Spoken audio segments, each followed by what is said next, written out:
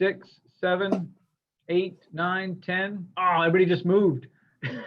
11, 12, 13. So we're good. So Tina, if you want to get us started and let us know when we can move forward, can you go ahead and do that? You are ready to go, sir. Thank you. So we're recording now? Tina, if you want to get us started and let.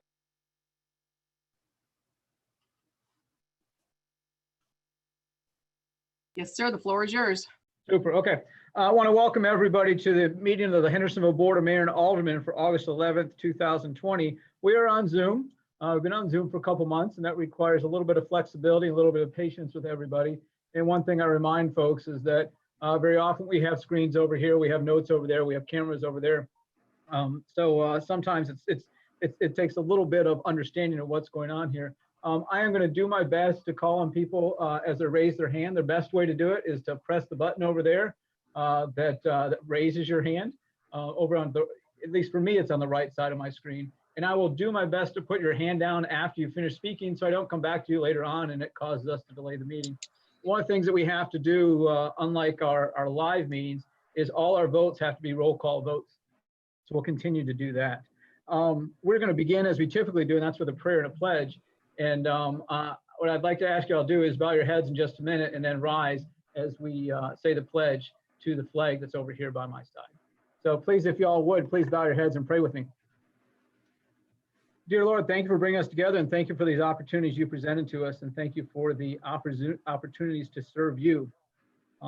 We certainly are grateful for everything that you provided us, and among those, our health. In a time when it seems like certainly too many people are getting sick, it's an opportunity for us to remember of the simple blessing of our health, and we appreciate that very much. Along with that, we want to thank you for the continued recovery of Jana Fentress, but we also want to thank you for the life of Sandy Lovett, longtime executive director of Literacy Council of Middle Tennessee. We also want to pray for her families to find peace after her passing just a few days ago. We also want to thank you for the people who protect us here and the people who protect us far away, and look forward to your continued blessings. Help us to do your work here tonight. Help us to show kindness, help us to show love, and help us to do that as we go from here. And as we go away from City Hall, away from our Zoom calls, and as you go and interact with people near and far away, help us to show your love. In Jesus' name we pray, amen. So please join me in standing, and let's say the pledge to the flag right over here. So, I pledge allegiance to the flag of the United States of America, and to the republic which it stands, one nation, under God, indivisible, with liberty and justice for all. I appreciate that.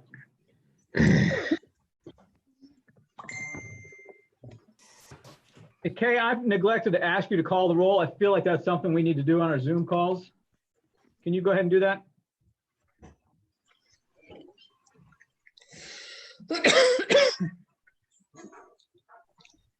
I'm attending. Can you hear me, Mayor? You're good? Okay. I'm having a little issue tonight. Okay. Okay, we can't have you having issues. Bolt,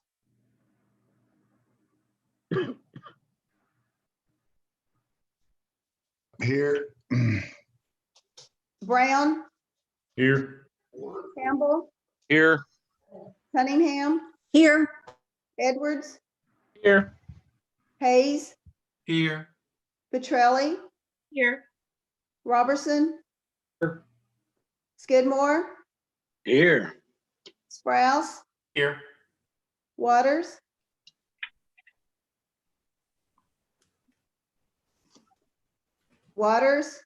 Here. Woodcock, Here. Clary, Here. everyone's present. We got 13 of us. Next, I'm going to entertain, thank you, Kay. I'm going to entertain a motion to accept our agenda. So moved. We have a motion from Alderman Strauss.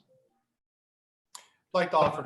Hold on one second. I need a second. Alderman I have an Roberts. Second. amendment. I'll second it, but I have an amendment. Okay, I we have got an a amendment as hold well. on, hold on. We have a motion from Alderman Strauss, a second from Alderman Cunningham. Alderman Robertson. Thank you. I would like to recommend that we move under ordinances and resolutions, item B, to right under the minutes for an announcement that I think will shorten the discussion on that item and save some citizens' comments. So I would like to move item B under ordinance resolutions to right under the minutes approval. I'll Second. second that. Okay, so we have a motion from Alderman Robertson. I believe the second was from Alderman Campbell, and this is resolution 20-37. Alderman Robertson, is that correct? Correct. Okay, and what you're asking to do is put that after approval of the minutes before citizen comments. Correct. Okay, okay. Does anybody want to discuss that? I've got 3 hands up, but I suspect that it's not to discuss this. It's to discuss, it's to make other amendments. Would Yeah, anybody Can like? I offer this, Ms. Robinson? Would you be open to accepting to your motion? I would be to my second as well, adding items A and F to the agenda because they need to be fast tracked. And then also I need to make an announcement and I will be happy to do that following the general committee report. That's fine with me. Okay. Okay, so Alderman Campbell, are you okay with those changes to the motion? I Yes, made a sir. second. We both did, Scott. Yes, sir, I Okay, am. cool. Okay. Alderman Brown, I have your hand up. Do you want to speak on this or do you want us to dispose of this amendment and then come back to you? I am out now.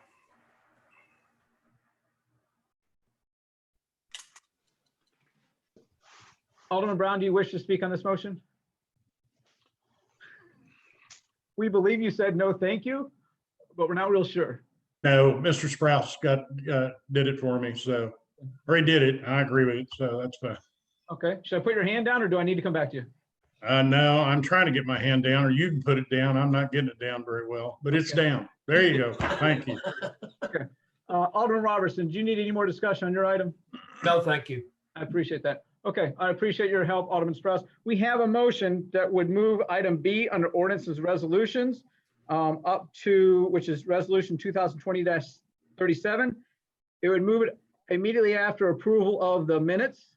And we have a second of that. The other part of that is that we would approve items A and items F since they don't comply with our 2-week rule. And we would allow an announcement by Alderman Sprouse after the general committee report.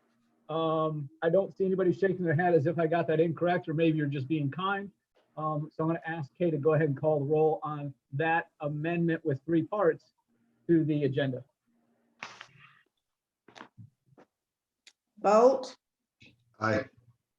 Brown, Aye. Campbell, Aye. Cunningham, Aye.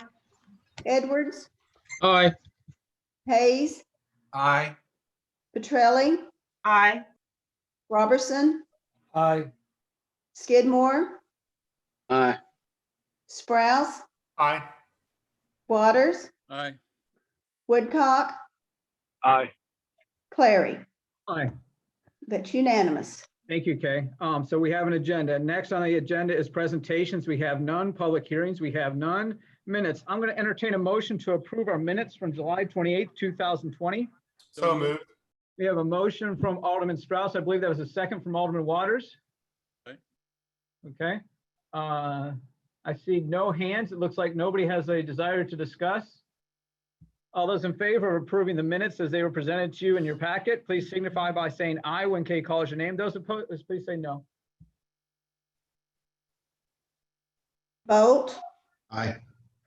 Brown, Aye. Campbell, Aye. Cunningham, Aye. Edwards, Aye. Hayes, Aye. Petrelli, Aye. Robertson, Aye. Skidmore, Aye. Sprouse, Aye. Waters, Aye. Woodcock, Aye. Clary.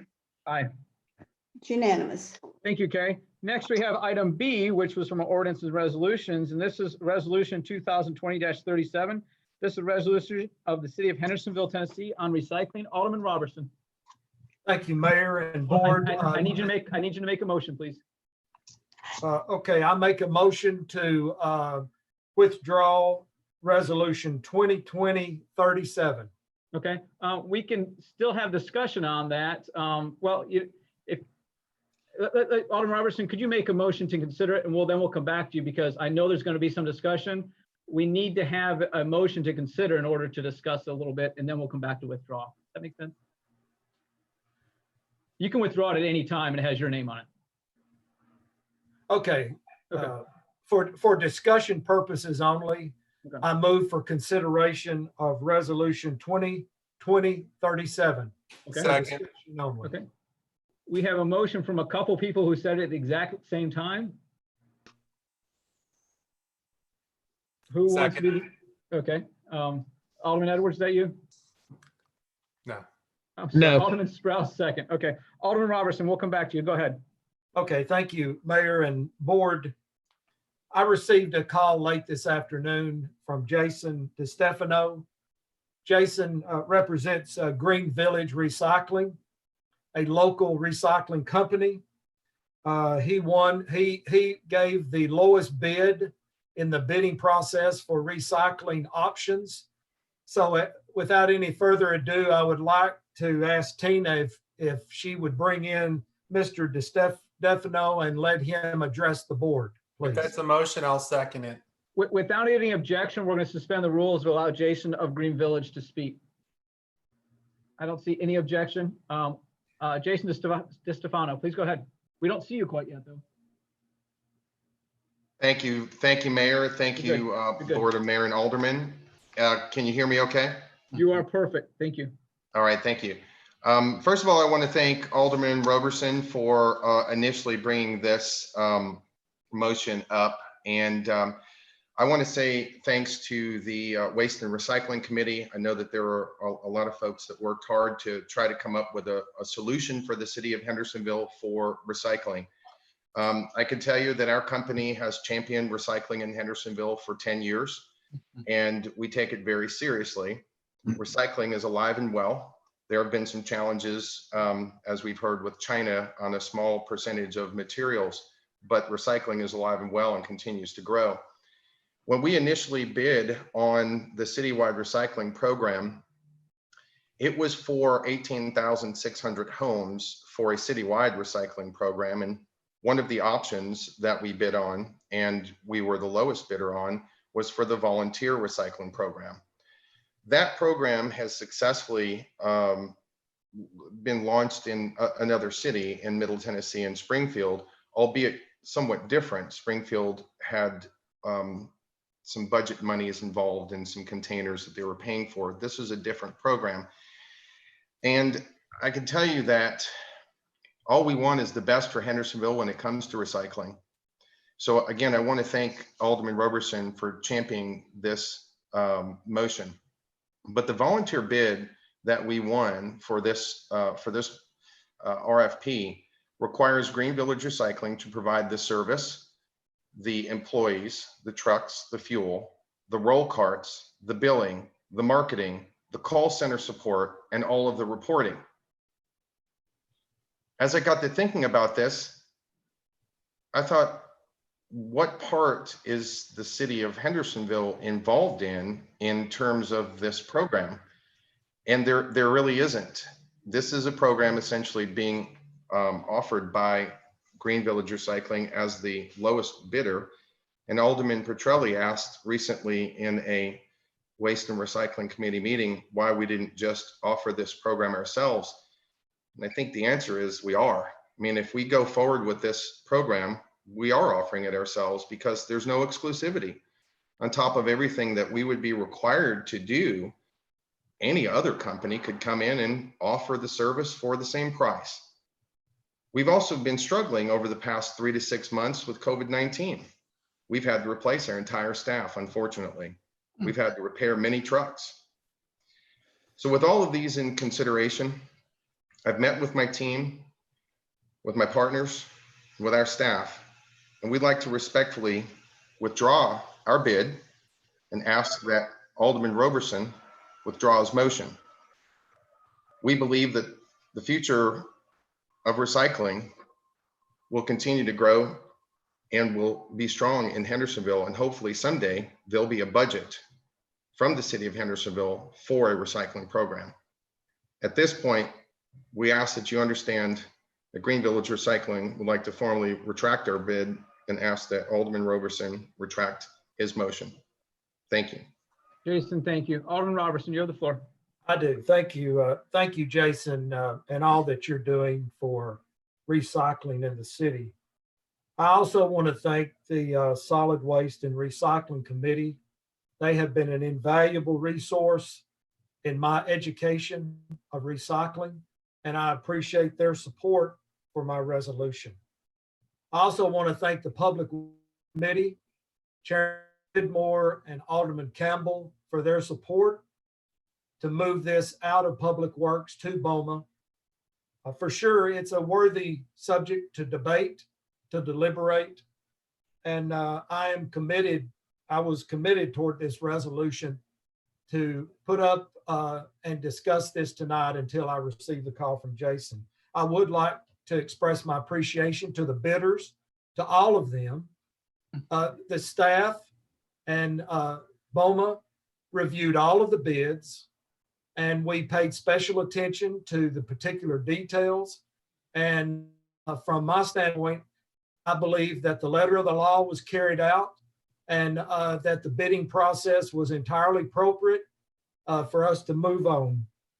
I also would like to thank the citizens' support. I've received a lot of comments, a lot of emails, a lot of support for this type of program.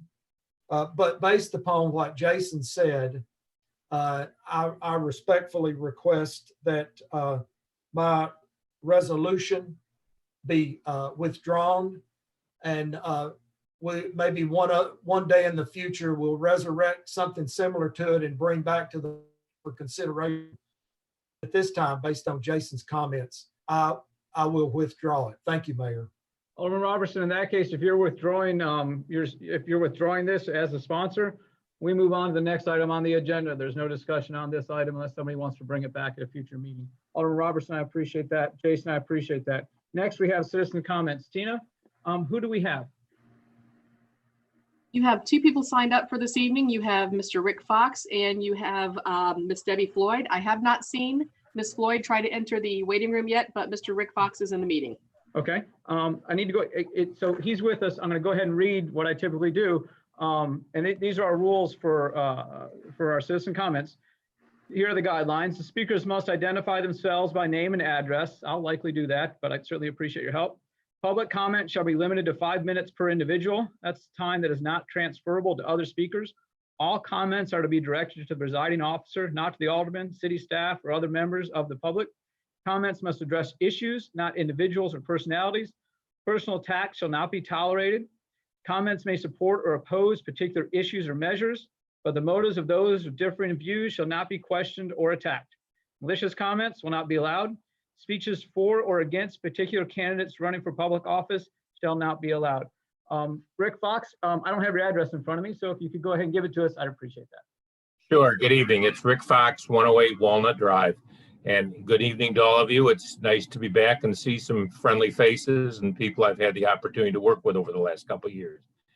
I come tonight, though, to speak to you in strong support in favor of Mr. Roberson's other resolution, which is number 44, and that's the loan for the golf carts. Now, in full disclosure, I am a member of Country Hills. I play or attempt to play 3 mornings a week in the first group that goes out. So I could certainly spend my 5 minutes talking to you about the Herculean efforts that Brad Story and Rob Maynard and Rob Phillips and their staffs have done, especially in this last 5 months, to keep people playing in a safe and pandemic-free manner.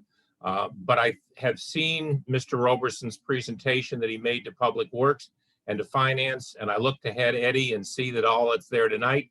So I'm going to leave that with you because it's a great presentation and there's nothing I could add that could help it. My main concern, ladies and gentlemen, is simply one of safety. As most of you know, I am a career human resource professional, And wherever I've been, safety has always been part of my responsibility. Whether that be employees, whether that be visitors, whether that be vendors, suppliers, customers, it doesn't matter. We don't want anybody to get hurt. And in my professional opinion, we have a severe safety problem. Country Hills gets its name for a reason. This is not going down flat land. But I have two major concerns. We could talk about the aesthetics of the carts, but that's not the issue. The two major safety concerns, frankly, are tires and brakes. The tires are bald. There's no way around it. And not even when you're on a flat surface that's dry on one of the cart paths, they still spin. And if you don't know what you're doing and you're not careful, you're going to spin out. I'm careful. I think I know what I'm doing, but I still spin out on occasion. And I especially get, frankly, very concerned on two major places on the course, going from the 6th green to the 7th tee. If you go down that way, you can already see the people's house with the fence in the backyard that's been taken out more than once. And the guy has got ties holding his gate together now that owns it. Also from the 15th fairway down to the 15th green, 16th tee. Those are really, really safety concerns. I ride the Blake. I go as slow as I can. I keep my foot off the gas pedal, do everything I can, but it's a really concern. Then we get to the brakes. And frankly, the brakes are shot, ladies and gentlemen. And I find that when I go to put a brake on the golf cart, what happens now is the parking brake automatically goes on. So now the brakes are locked. So now I can't do anything other than pray. And I want you to know that especially on those two holes, I do a lot of praying. I stick with it, but I keep praying. I've had 3 hole-in-ones. I had one a couple of weeks ago. I'd like to live to get number 4, to be very honest with you. It's more luck than good ability. But the point is, putting that all aside, this is a loan. It's a great asset to the city. It's a great asset to this area. It brings in so many tournaments. They're doing such a great job. But I am severely concerned about the safety. And I'm also, as a human resource professional, very concerned about the liability that this places the safety in. If I were an alderman, Mr. Bradley would probably tell me to watch what I say here. But since I'm not an alderman, John, I'm going to say it. I am really concerned. I'm concerned about the liability for the city. I'm concerned about the liability for everybody. And I'm concerned that somebody's really going to get hurt on one of those golf carts. So that may not be 5 minutes. All I would do is repeat myself, other than to say, I thank you so much for listening. I urge your support. It is a loan. They have excellent credit. They've paid back their line of credit. They've paid everything else off. There shouldn't be a concern there with the people that are in it. And I can only ask for your support. I thank you for your time. I thank you for allowing me to participate. I wish you an evening of peace and harmony, and God bless you all. Rick, thank you. I appreciate that. Next, we have Debbie Tallman. Debbie, are you with us?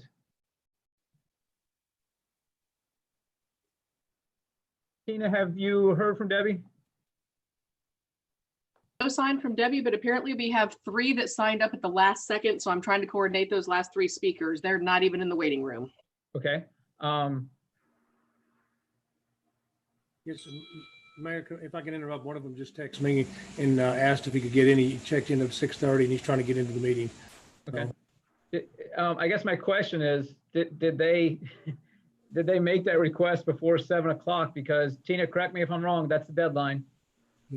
7 o'clock is the cutoff. They did make the cutoff at 6:44 to be exact. Okay. But I still don't see them in the waiting room. So I'm trying to see exactly, because if I. Okay, why don't we do this? Why don't we go on to committee reports? And Tina, if you could let us know that we've overcome technological issues at some point, then we should come back. I don't feel I can make that decision myself. I feel like that's something the board has to make a decision on, since we are changing the agenda, and that's going to require a 2/3 vote. So if somebody would like to make that motion, we will continue citizen comments after committee reports. So moved. Okay, so I believe that Alderman Waters made the motion, Alderman Edwards made the second. Again, what I'm asking you to do is to continue citizen comments after committee reports. We've got a motion appropriate second. I see nobody wishing to speak on this. And again, it requires a 2/3 vote to do this. Alderman Brown, go ahead. You muted. You're muted. Alderman Brown, we are sure you're saying worthwhile things. We want to hear them. Steve, you're muted. Okay, thanks. How many people are trying to get in? If we're going to change that, let's change this for a specific number and allow them to speak, not just open-ended. I There agree. are two, I agree. sir. Two people. Okay, so the two people, considering that they had signed up before the 7 o'clock deadline, anybody that signs up at this point, I'm not gonna allow that. Okay. I mean, that infringes on our rules. So all those in favor, please signify by saying aye. Those opposed, please say no when Kay calls your name. Vote, Aye. Brown, Aye. Campbell, Aye. Cunningham, Aye. Edwards, Aye. Hayes, Aye. Petrelli, Aye. Robertson, Aye. Skidmore, Aye. Sprouse, Aye. Waters, Aye. Woodcock, Aye.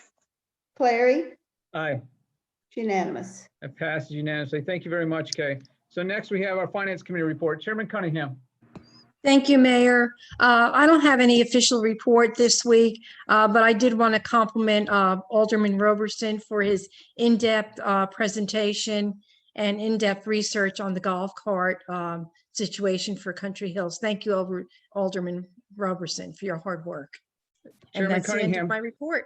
Chairman Cunningham, thank you. Chairman Sprouse, General Committee, and your announcement. Yeah, thank you, Mayor. The General Committee met earlier this evening. We had an ordinance and a resolution having to deal with the annexation and its subsequent rezoning on the property at Durham Farms or near Durham Farms. That's recommended Board 3-0 and will be coming to your future meeting. We also recommended 3-0 resolution that's been added to the agenda tonight dealing with the site plan for the Drakes Creek Park Cell Tower site. That is the General Committee report. I'm going into my announcement now. The announcement is 1 week from tonight is the 100th anniversary of one of the top 4 things ever to happen in Tennessee to affect world history full scale. And that is the ratification of the 19th Amendment to the United States Constitution. Yay. And so I know it's difficult during these times to get together, but when you have one of the top 4 things that Tennessee has done to affect world history, culture, everything, we need to come together to celebrate that. And so at 6:30, 1 week from tonight, on Tuesday the 18th, at Memorial Park, there will be a very small gathering or a very short gathering. Everyone's invited. Please socially distance. Please wear your mask. Please try to stay with the groups that you bring with you. But we want everyone to be involved with this. We want kids to understand that there is a time that we have people that we have known that during their lifetimes, women were not able to vote in this country. And now we have not just women voting, but women serving in office. And we need to celebrate that and what the role our state had in making that possible. The Daughters of the American Revolution, the League of Women Voters, and the Hendersonville Women's Club have been asked to participate. And so it's going to be very short, but it is something that I think we need to come together. Start at 6:30. We should be done by 7 o'clock.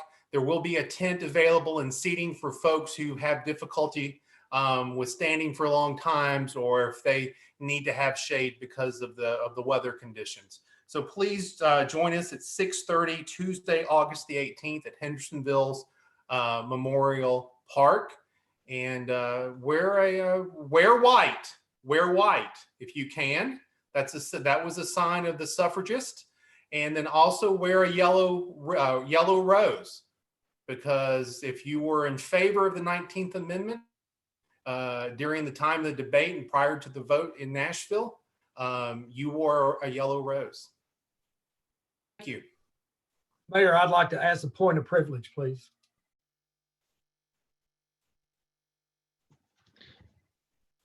Alderman Robertson. Thank you. Thank you, Sprouse. I intend to be there. I would like to let you know that my great-grandfather was in the legislature from Bradley County in that session. He was elected by 29 votes, a landslide, we call it, in Cleveland. And he voted for women's suffrage. He wore a white rose, and when he went home and stood for re-election, he got beat. Some of his supporters asked him, why in the world would you vote for women to vote? And he said, because I've got 8 daughters at home, and for peace of home, I had to vote for it. So just that little tidbit that my great-grandfather was in the legislature and voted for women's suffrage at the time. And I do to be at the celebration. Thank you for doing this. Alderman Robertson, thank you. Alderman Sprouse, thank you. Our next committee meeting report is public safety. Chairman Brown. Thank you, Mayor. Short meeting tonight. We approved our minutes of 2 weeks ago. We had a discussion on the qualifications of for the fire department of putting that out for drawings to be completed. I think Scotty and Marshall decided that would be done here fairly quickly. And then we talked about first reading of ordinance 2025, which we added to tonight's agenda, which is accepting a fire grant, which is a 90-10, cost us 10% for the city for a little over $6,000. So, and that was basically the end of our meeting. We had a little discussion on codes and how equally we distribute that information across the board. And that was pretty well it. It filled our 28 minutes. Thank you.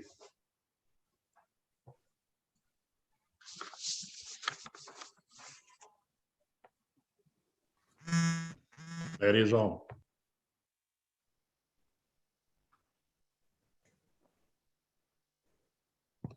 Mayor, you're muted. I just made the mistake that I call it everybody else on. Chairman Brown, thank you. Chairman Skidmore. Yes, thank you. We're going to be meeting at our normal time. First on the agenda will be the meeting that we're having discussions in at our last meeting, and that is the Kozloff property with the adjacent residences, and we hope to have. I certainly hope that we're going to be able to resolve and help these two parties get some form of resolution for this, because I certainly don't want to see them possibly go into litigation. I know there was some discussion among the aldermen the last time, and my person, and I agreed with all of you at that time. In my opinion, we don't have a dog in this fight. We're just there to try to help the constituency down there get some form of resolution between each other. Thank you, Mayor. Appreciate that, Chairman Skidmore. Next, we have capital projects. Chairman Kimball. Thank you, Mr. Chairman. No report tonight. Thank you very much. Thank you. Alderman Woodcock, Planning Commission. Thank you, Mayor. We had 2 site plans up for approval last week. Very excited about these. One was Ace Hardware. They're taking over the old Aldi site. Very excited about that one. The second site plan was the inline hockey rinks that are moving to Volunteer Park. Both were approved. Thank you. Alderman Woodcock, thank you. City Administrator Dave Lamar. Thank you, Mayor.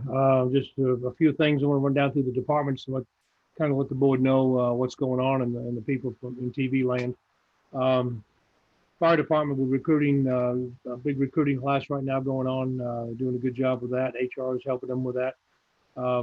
Had a situation with between codes in the planning and fire department about a local business we're trying to get open, as a lot of you have spoken about. I think Chief Bush sent an email out today. I appreciate him doing that.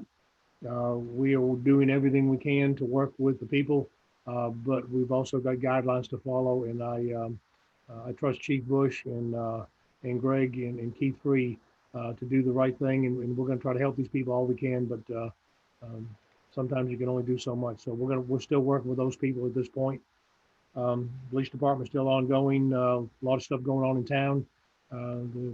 In Mickey's words, they're catching the bad guys. There's a lot of different things going on through this COVID. They're handling a lot of good situations.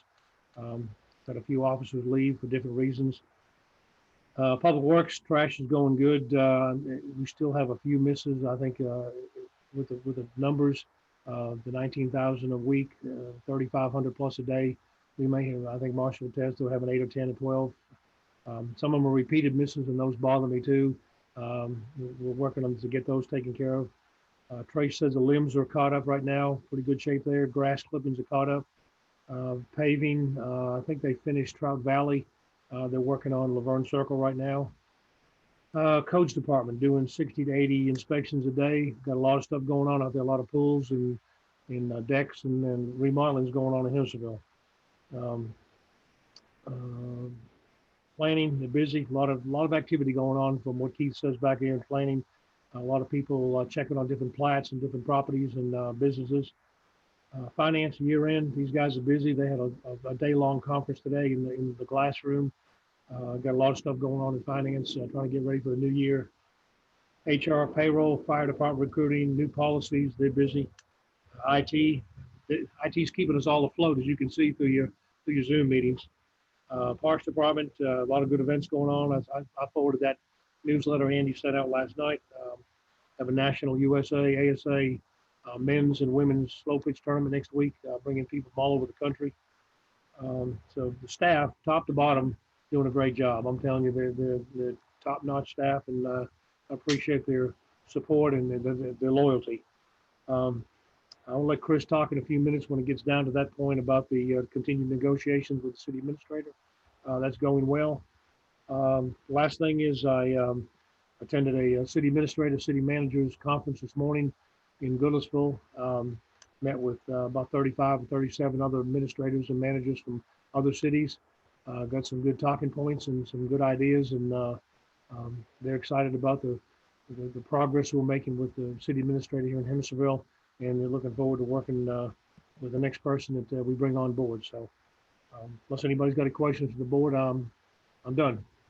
I appreciate that. Thank you, Dave. So next we have the continuation of citizen comments.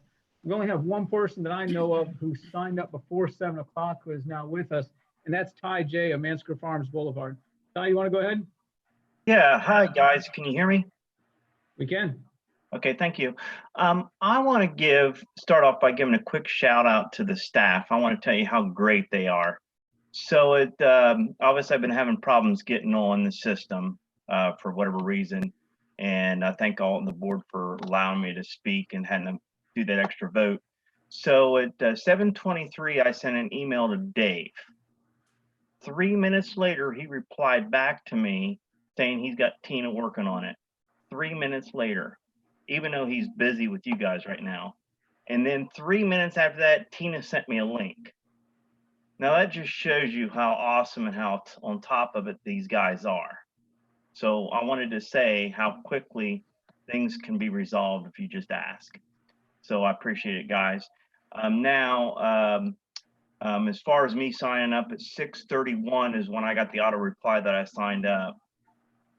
This is a discussion for you guys for another time, but Tina, I heard her say that she got the thing at 6:44. So there's a 13-minute gap in there. I don't know whether it's technical or what. So I just need to know for future, and maybe you guys can figure it out, because if somebody signs up at 6:59, because the paperwork that Kay sends out, it says 7 p.m. So if somebody signs up at 6:59, would they technically get in because it doesn't show up on you guys' system at 6:59? So just throwing it out there, it was a 13-minute delay from 6:31 to 6:44. So maybe we can figure out that gap between you guys in the next couple of weeks. I actually signed up to speak about the recycling, but since recycling is pulled, I really don't need to be on here talking, but I didn't really want to not talk because you guys went to so much trouble to get me in. So I appreciate you guys all the way around. And I was watching the big TV to see the public works for the fire hall talk over in Durham Farms. When you guys got a few million spare change in your pocket, we do need that fire hall over here at Mansker Farms. And actually the lot for you guys over at Mansker Farms is 2 doors down from where I live. I'll be more than happy when you guys build the fire hall to bring your guys up here, and I can serve dinner on a regular basis. So just saying, that's an extra incentive to get that fire hall built over here at Mansker Farms. You know, we did have a house burnt down here about 4 months ago. And so maybe with a better response time, maybe it wouldn't have been a complete loss. I don't know. I'm not an expert, but just things to keep in mind. I guess that's about it. I'll leave you guys alone, and I appreciate you guys. All right, thank you. Thank you for your I'm comments. gonna log off and get on the big TV and watch you guys. Okay, thank Thanks, you. Ty. Okay, Next bye-bye. next we have first reading of ordinance 2020-25. This is an I'm sorry, Tina, did any of the other people who signed up ahead of time, have they gotten to the waiting room? There is one gentleman who is waiting, but he did not sign up for the public comments. That is a judgment call on your part. Then we're gonna go, he did not sign up for citizen comments before 7. No, sir, he did not. Is it Marty Cook? I think if it is, because Marty's was waiting to speak later on. Actually, no, Marty's already left the waiting room. This is Okay. a gentleman by the name of Gary Woodard. Alderman Okay. Roberson was emailing me about him. Okay. He didn't sign up for citizen comments in time. If there's an opportunity later on where we want to ask him to speak on one of the items, certainly a member of the board can make that motion then. So we'll go on with first reading of ordinance 2020-25. This is an ordinance amending budget ordinance 2020-20, accepting and appropriating expenditures and revenues awarded through the Assistance of Firefighters Grant, AFG, and Alderman Brown. So moved. We have a motion for Brown, Alderman Edwards, Second. and a second from Alderman Petrelli. Alderman Edwards. Yeah, I may, hang on one second. Now, Alderman Brown, did you want to speak on this first, or can I say a couple things? You can roll on, brother. All right, I appreciate it. This is for Scotty Bush. Can you explain,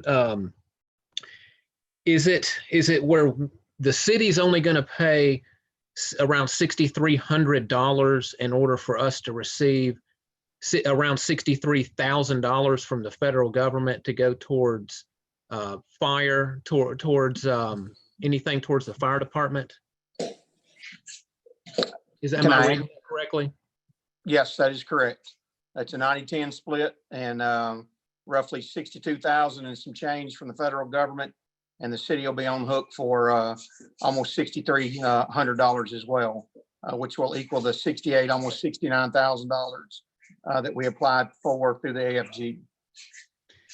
And can you briefly explain what all is that going towards?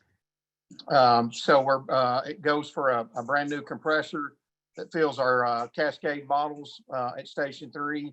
It's over 30 years old. It goes for a brand new skid or a pump unit for our brush trucks that's over 20 years old, that's not beyond repair. A fit tester, which is what we put our folks on every year to make sure their masks are fitting appropriately. And then like with the COVID-19, we ordered the half mask. We make sure that everybody is fitted very well with those COVID-19 masks. And then also we're replacing all of our gas monitors on our frontline pieces of equipment, both truck companies and all 6 engine companies. Okay, since the city's only out of pocket $6,300, I mean, this is a no-brainer. I hope this passes unanimously. Thank you, Chief Bush. Thank you. Alderman Edwards, thank you. Alderman Petrelli. Thank you, Mayor. Chief Bush, I just wanted to thank your department and your team members that work on these grants relentlessly. I appreciate all the hard work that they put in to keep our department equipment up to speed. And I also appreciate the hard work that generates saving taxpayer dollars. Thank you. Yes, ma'am. Chief Fan does a really good job of writing those grants for us. Yes, he does. Thank you. Alderman Petrelli, thank you. I don't see anybody else with their hands up, the little green hands over to the side. I'm not seeing anybody raising their real hand. Mayor, if I could just say one more thing on that report. Alderman Brown, go ahead. I appreciate the fire department and the police department, both working hard to get grants. They've saved us a lot of money in the past month. We voted on, I think, over $300,000 in savings to the city if we'd had to spend that money. So keep working, guys. Thanks again. Thank you, Mayor. Alderman Brown, thank you and amen to that. Those in favor of first reading of ordinance 2020-25, please signify by saying aye. Those opposed, please say no when Kay calls your name. Woodcock, Aye. Waters, Aye. Sprouse, Aye. Skidmore, Aye. Robertson, Aye. Petrelli, Aye. Hayes, Aye. Edwards, Aye. Cunningham, Aye. Campbell, Aye. Brown, Aye. Bolt, Aye. Clary. Aye. It's unanimous. Thank you, Kay. That passes unanimously. Now we have Resolution 2020-39. This is a resolution to apply for Blue Cross Blue Shield of Tennessee Foundation Healthy Places Program Grant. Alderman Bolt. So moved. Have a Second. motion and a second from Alderman Petrelli. I see nobody wishing to speak, which is absolutely fine. All those in favor of Resolution 2020-39, please signify by saying aye. Those opposed, please say no when Kay calls your name. Bolt, Aye. Brown, Aye. Campbell, Aye. Cunningham, Aye. Edwards, Aye. Hayes, Aye. Petrelli, Aye. Robertson, Aye. Skidmore, Aye. Sprouse, Aye. Waters. Aye. Woodcock, Aye. Clary. Aye. It's unanimous. Thank you, Kay. That passes unanimously. Next, we have a Resolution 2020-44. This is a resolution authorizing the issuance and payment of an interfund loan not to exceed $175,000, transferring it from the general fund to the Country Hills Golf Course. Alderman Robertson. Thank you, Mayor. As you Alderman know, Robertson, is that a motion? I move approval. Okay. I'll second it. Alderman Hayes is second. Alderman Robertson, go ahead. Thank you. As you know, I'm the liaison for the board to the Golf Commission. And first I want to thank Alderman Hayes for his invaluable help in this resolution and his support. This is in Ward 5, and he has been instrumental in moving this forward. And thank you, Jonathan. In your packet on page 35, I'm not going to go through the points that I made to Finance Committee, but on page 35, I briefly state that Country Hills is a recreational gym for the city and talk about how important it is. Then I talk about how golf carts are a necessity. It's not a want, but a need, as Mr. Fox has mentioned earlier. And then last, I talk about golf carts are a prudent investment. I do have to take exception with Rick on one matter. He says he prays a lot on the golf course. I pray a lot on the golf course, and none of my prayers have ever been answered. But at this time, I would like to ask the mayor to suspend rules and allow Mr. Manning, Mr. Gilly, and last, the chairman of the Golf Commission, Chris Maynard, to speak on this matter. Actually, the only person that we have to suspend rules is Chris Maynard. The rest of them can speak. However, Okay. I'll go ahead and acknowledge that there does not seem to be any opposition to that. And without opposition, I think we should allow Chris to speak, and certainly our department heads. Okay. Alderman Robertson, do you have specific questions for them? I do. Mr. Manning, I would like for you to briefly, very briefly, go over the financing issue of this. This is not an allocation of money, but this is a loan to the Golf Commission that will be paid back promptly by the Golf Commission. And Mr. Manning, I would like for you to talk about the loan particulars and whether you think in moving forward and purchasing carts that this is the best path for the city to move forward in purchasing the carts. So just from a technical standpoint, please. Yes, sir. So anytime we're moving money between funds like this to cover expenditures, we certainly want to make sure the board is okay with it. But so it certainly is a loan. It is being paid back, and the comptroller would love to see something like that voted on. But to speak to your second point there, I do suggest if we are to buy carts, the three options presented in front of me were to either borrow for them, or to finance them, or to purchase them outright. And obviously, purchasing them outright is the most fiscally responsible option of those three. Between borrowing for them where we'll pay an interest on that funding, and it limits the years in which we can borrow for because of the life of the asset. We will pay interest on that again, and we'll waste taxpayer dollars in paying that interest when realistically we could borrow for other reasonable projects. Asking the golf course to finance for them or lease them, I believe, was another option, would again waste taxpayer dollars in either asking the golf course to pay about $20,000 in interest, or asking them to pay, I think, about $80,000 over the life of leasing them before they cycled them out and got newer ones and signed a new lease.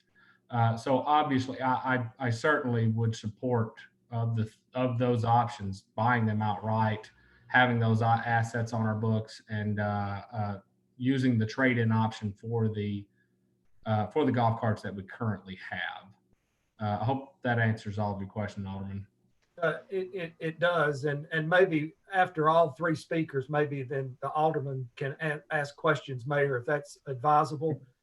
Next, I would like to ask Director Gilley. The Public Works Department is the city department that kind of oversees and helps the golf course. So, Mr. Gilley, could you explain why this, in your mind, is needed for to replace the carts, please? Sure. We're 2 years past the normal life cycle of when we usually would do this as a city.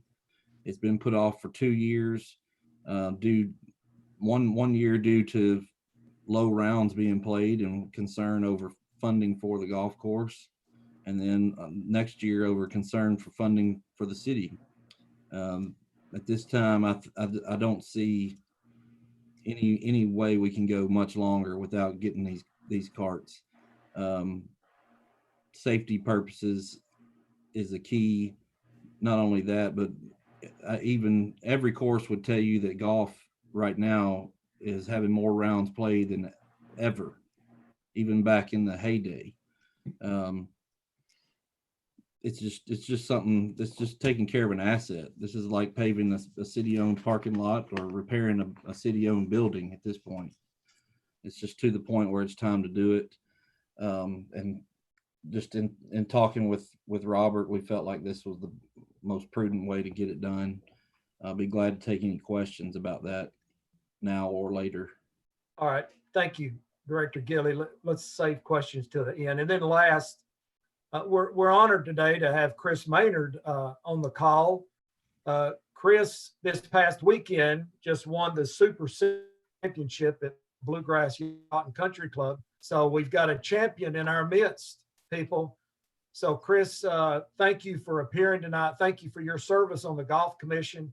He is an invaluable source on the Golf Commission, and he watches the dollars and pushes the golf course to maximum efficiency. So Chris, would you please speak in representing the Golf Commission regarding this topic? Yes, Eddie. Thank you. Can you hear me? I hear you fine. Thank you. Okay, good.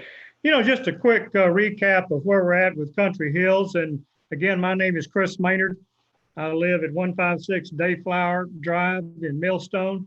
And I'm the chairman of the Golf Commission, and here to ask for your help and support as we look to replace our fleet of golf carts. Finances at Country Hills are driven by rounds played. And Andy Gillies mentioned a couple of years ago, kind of a low point that was heavily influenced by weather. In the last 2 years of those rounds played have recovered. We're playing approximately 23,000 rounds a year at Country Hills. At the beginning of 2019, Country Hills drew on the line of credit with the city to the tune of $60,000 to help smooth out cash flow. And it was very important to the Golf Commission that that money be repaid by the end of the fiscal year, and it was. And reflecting the improved financials at Country Hills, earlier this year, we only required borrowing half that amount, $30,000, again, repaying it by the end of the year. And our net cash position at Country Hills is $59,000 better at the end of the recently concluded fiscal year than 12 months prior. And as Andy has said, in this lost year of 2020, people have come out and played. We've offered a safe outdoor recreational opportunity. Brad and his people will tell you they've seen people come out to Country Hills they've never seen before. Hopefully that bodes well for the future. And it's interesting, we're seeing a lot of grandparents and grandchildren, and I think that's gratifying to see. In the last quarter of this fiscal year, we surveyed our competitive golf courses such as Long Hollow, 12 Stones, Legacy. And as a result of that, we've raised some of our rates July the 1st to improve financials and in anticipation of repaying this golf cart purchase loan. And we all know golf is driven by people riding carts. There's very few intrepid souls that want to walk the hills of Country Hills. But our Country Hills staff, can't say enough about them. Our management company have pushed these golf carts beyond, as Andy suggested, a normal life of 4 to 5 years. These golf carts are 7 years old. Appreciate Rick Fox speaking to the safety issues. We all know the situation of the seats being duct taped, not a product we want to present. And again, we're requesting your help and support in replacing this fleet of golf carts. Your golf commissioners, let me sum up by saying your golf commissioners are proud to serve the city in their capacity working with Country Hills. We think we represent a very valuable asset to the city, not only for its recreational benefits, but it is a large green space that supports a lot of diverse wildlife in an area of the city that's experiencing rapid development. And we think that's worth something, and we're proud to be associated. And again, I ask for your help and support tonight in this purchase loan program, and thank you for your time. Thank you, Chris. Alderman Robertson. Thank you, Chris. And also we have, I'm not going to ask him to speak, but he is, Lynn Ray is part of the management group that manages the golf course, and he is available for any questions that you may have tonight. So to close kind of out our presentation, Mayor, I would like to ask my sidekick in this. One thing I've always learned is I always have a good closer. So I want to bring in a good closer. Jonathan, would you like to make a couple of remarks in closing before the board then ask their questions and move forward with its deliberation? Yes. Alderman Hayes. Thank you, Alderman Robertson. I am so grateful that this beautiful, awesome facility is in Ward 5. I am not a golfer and I don't claim to play golf, but I know when I see a great facility and it's being managed extremely well. I'm so grateful to these commissioners. As soon as I was elected, I started meeting with the Golf Commission, and it's just because I support what they're doing out there. The management group is doing an awesome job. I thank you for your ability to be good stewards of this facility. I have to say it again, it's a loan. It's a great business decision. It's the only facility in all of our park system that is self-sufficient. It pays its own way. By the way, I contacted our tax assessor just to get a ballpark figure on how much this adds to our property taxes each year, just by all of those 87 homes that back up and have a golf course view. And it's approximately $25,000 a year that is collected extra because of the value of those homes being on the golf course. So I'm just very appreciative. I appreciate all the support of this board. And thank you, Eddie, for allowing me to speak. With that, Mayor, I will relinquish the floor and see if there's any questions or comments. Alderman Cunningham.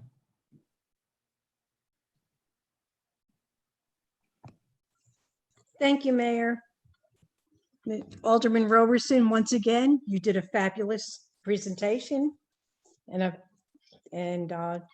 Alderman Hayes as well. Appreciate it. And I have some concerns though. And I'm not disputing the fact that we need to replace the golf carts. Not disputing that at all. What I have concerns about is the timing. A little over 30 days ago, we passed a budget, and I call it a bare bones budget because that's exactly what it was. And one of the major concerns about that budget is our general fund. The general fund balance, to be specific about, that it was too low. In fact, we got a letter when our finance department presented it to the state comptroller's office.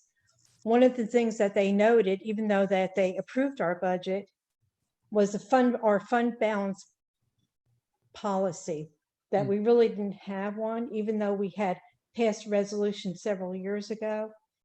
And I just want to quote from the letter. It said, "We commend local officials for having a fund balance goal for its general fund and recommend that the city formally adopt a fund balance policy that strengthens its current goal. The policy should require a minimum unrestricted fund balance amount that is not less than 2 months or 16.7% of the regular operating revenue or expenditures for the fund."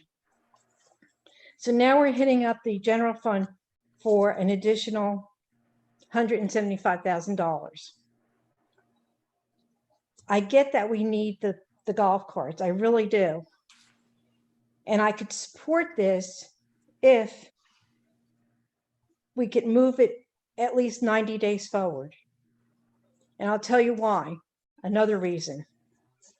Historically, the leanest months for our cash flow in the city is September and October. In fact, in years past, not in recent years, but years past, we had to actually go out and do what they call a tax anticipation note, which is short-term borrowing, to meet our payroll for those months. And the reason for that is because we don't send out our property tax bills until the end of October. So we don't really reap the benefits of those funds until the end of November, going into the end of December. And that's when our cash flow increases at that point. So what we're being asked to do now with the golf carts is dip into our general fund for $175,000 in one of the leanest, historically the leanest month of the whole fiscal year that we have, which is September, and then into October. That concerns me. It really, really concerns me. And I just want to put another footnote in there. I was the sponsor of a resolution several years ago to establish a line of credit for the golf course. So I have been very supportive of our golf course. And if we're going to have a golf course, of course, I think that we should have the proper equipment and maintain the golf course as it should be maintained to be a city asset. I'm not disputing that. I'm disputing the timing. Like I said, I can support this resolution, but it has to be moved forward by at least 90 days. When we have, when we could have more stability with this crisis that we're going through, with this health crisis. We passed a bare bones budget. We didn't have any COLA increases for our employees. We made cuts across the board. And at best, we have an anemic general fund. So at this point in time, unfortunately, I cannot support this resolution, but I thank the sponsors of it. And that's Mayor, was all. that a motion to defer 90 days Alderman Cunningham, thank you. Alderman Edwards. To pick up on what Vice Mayor Cunningham was saying and Alderman Sprouse was saying, well, before I make a motion to defer this 90 days, could the makers of this motion maybe answer? Let's make this a two-part question. Why we can't put this off 90 days? I fail to see the urgency here. The timing on this is terrible. I'm just going to be blunt and sorry to ask these tough questions, but if I didn't, I don't feel like I would be doing my job. That's my first question, is why we can't put this off at least 90 days. The second part is, why can't we just do the repairs as needed? If the tires on my car are bald, I don't go buy a new car. change the tires, why can't we just change tires on an as-needed basis, change the brakes on an as-needed basis, or if there's really duct tape covering up some of the seats, that's primarily an aesthetic item, why we can't reupholster just some of the seats. If somebody wants to answer a couple of those, then I may have a couple other comments. Alderman Robertson, Alderman Hayes. Yeah, thank you. Well, I would like to ask, because it is a germane question that the finance chairman asked. Robert, could you unmute yourself and could you answer the question, do we have sufficient general funds to make this purchase? And then I'll respond to why I think it's appropriate now. Are there present general funds to cover this purchase without leaving the city in a lurch? Well, your question is one with many answers. Could there be? Yes. It really depends on operations between now and the beginning of November. And the reason I say that is there are other purchases approved in our budget that seem to be pretty urgent at the time that we were voting on them too. If those are willing to be held off, then quite possibly yes. We are a little ahead of what we originally thought due to COVID-19, and sales tax has not been quite as affected as the rest of Tennessee is anticipating. However, again, we're ahead of where we thought, but at the same time, we are in a new fiscal year, and that tends to mean new budgets and kind of I don't want to say increased spending, but less of a constraint that June tends to have. So with that being said, July 1, we have to pay a lot of debt payments and just takes a hit. So it's really an administrative decision. If we are to do this, then where else are we? What else are we holding off on? And I don't want to say that it's impossible. We certainly could get by. However, things will be tight, and in the next 9 days, we'll have the fiscal year closed out and can do our cash flow analysis and kind of provide those numbers to Dave and show him to say, this is what we need to keep from spending in August and keep from spending in September and keep from spending in October to prevent having a tax anticipation notice. Thank you. Alderman Robertson, let me interrupt real quick. We've got several people want to speak. However, if you want to continue to address Alderman Edwards' questions, I think you should have the floor. I'm continuing to address them. The next, I would like to ask Lynn Ray. Lynn Ray is with the Golf Management Group. Lynn, Alderman Robertson, voted without objection, we have to suspend the rules, allow Lynn to speak. I don't see any objection. Certainly it's not from the green hands to the side here. If anybody objects, please, wave to me now. Otherwise, we're going to call on Lynn to answer Alderman Robertson's questions. Thank you. Alderman Robertson, go ahead. Yeah, Lynn, if the board tonight voted to approve this resolution to purchase the golf carts, what type of lag are we looking at by the time we do an RFP and put the specs out and all of that process? Do you know about how long it would take until the city would be asked to cut a check to pay for the carts? Yes, Mr. Robertson. Thank you, gentlemen and ladies, for allowing us to be here tonight on behalf of the golf course. My name is Lynn Ray, as Mr. Robertson indicated. I work with the Golf Management Group. The lag time would, if it was voted positively tonight, we would do some advertising, as you guys well know, for a public RFP of this size. That would take about a 3 to 4 week period. There's about a 6 week lag time, but after the award of the bid, where the vendor could be able to produce the golf carts on hand, and then we'd have a 30-day period after that in which we would have to write a check. All right, so actually, if it was approved tonight, before a check went out from the city would be approximately 60 days or 60 to 90 days. 90 days, yes, sir. Mr. 90 days. So Yes, sir. that kind of answers my question.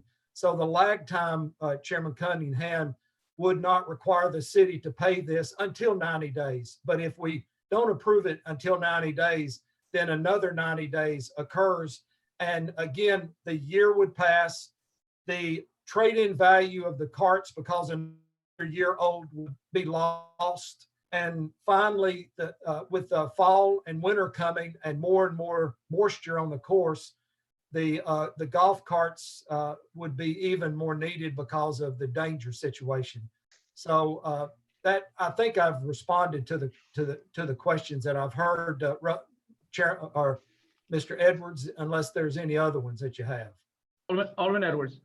Well, I did have some about why we can't just change the tires. That may be more of just a comment. I don't know why we can't just address each need as it comes up, like changing tires or reupholstering seats. Maybe somebody can answer it later on, but I appreciate and I respect Mr. Fox, Alderman Robertson, Alderman Hayes, as well as everybody on the Golf Course Commission. I appreciate everything you do, but I just can't, and I'm speaking as a recovering avid golfer because I've spent many, many hours at Country Hills playing golf. I don't think this is a safety issue enough to warrant borrowing. Is it $175,000 or up to $175,000? Lynn, you're probably the best person to answer that. Mr. Ray, was it up to $175,000? Is that what we're proposing? Yes, sir. For 72 vehicles. Yes, sir. Yeah, I don't think it's so much of a safety issue to warrant borrowing that much at this juncture. I mean, we, like Chairman Cunningham just said, we just got through voting against any COLA, cost of living adjustment raises for our first responders, as well as the employees of the city of Hendersonville. We're voting against that.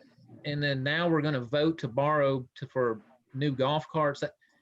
That just doesn't sit well with me. I would just vote respectfully, vote against this. I don't think we need to, maybe one day, maybe in 90 days, maybe in 5 months, if this comes back up and we're doing a lot better, maybe, but I just have to respectfully deny it at this point. Thank you.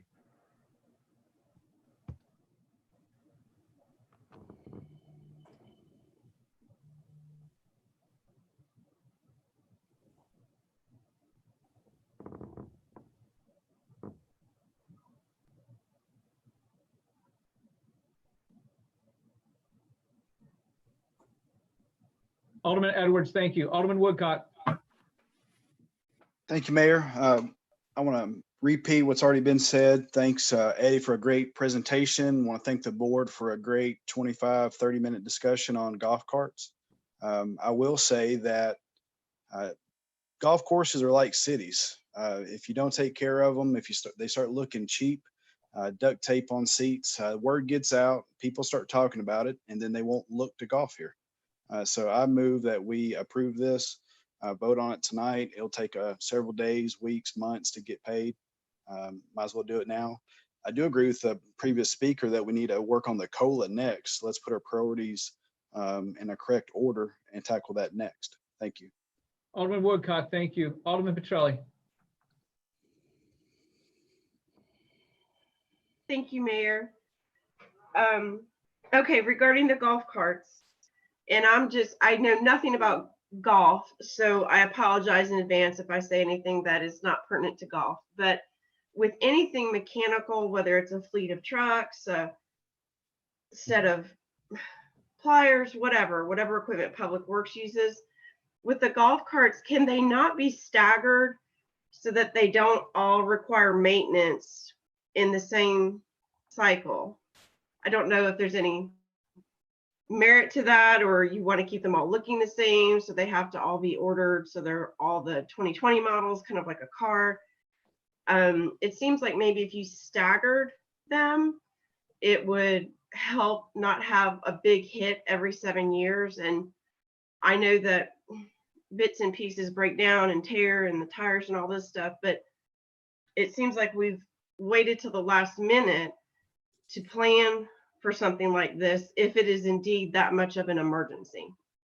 So I'm not going to make any amendments. I'm just going to throw out ideas. So maybe a smaller percentage of money going towards a smaller group of golf cart vehicles, which maybe could be purchased in the late spring once we get through these next couple of months and see what the economy looks like. And I would like to thank Alderman Edwards for bringing up that, you know, we haven't afforded our employees a cost of living. Alderman Sprouse brought it up during budget. I brought it up during budget. And I'll be honest with you, I received some ugly emails about it, and I was quite shocked.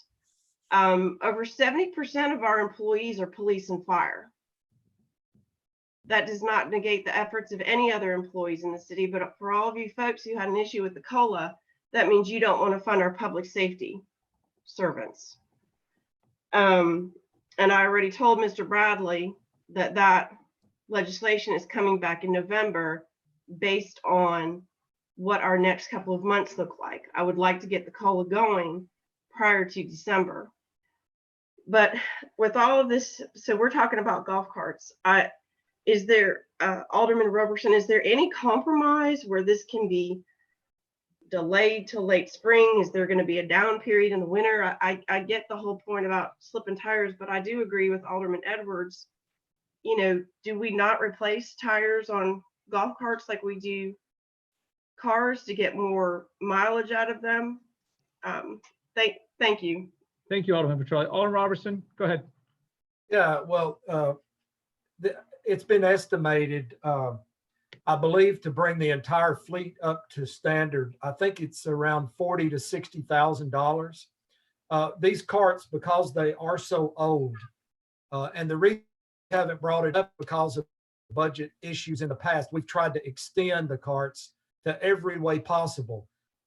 They have been repaired, but there is such a group of them that need repaired. It's almost like throwing good money into bad. I mean, there is a time when you own a vehicle that you have to decide, is it worth continuing to pour money into a vehicle, into a jalopy? And these golf carts are in such bad repair.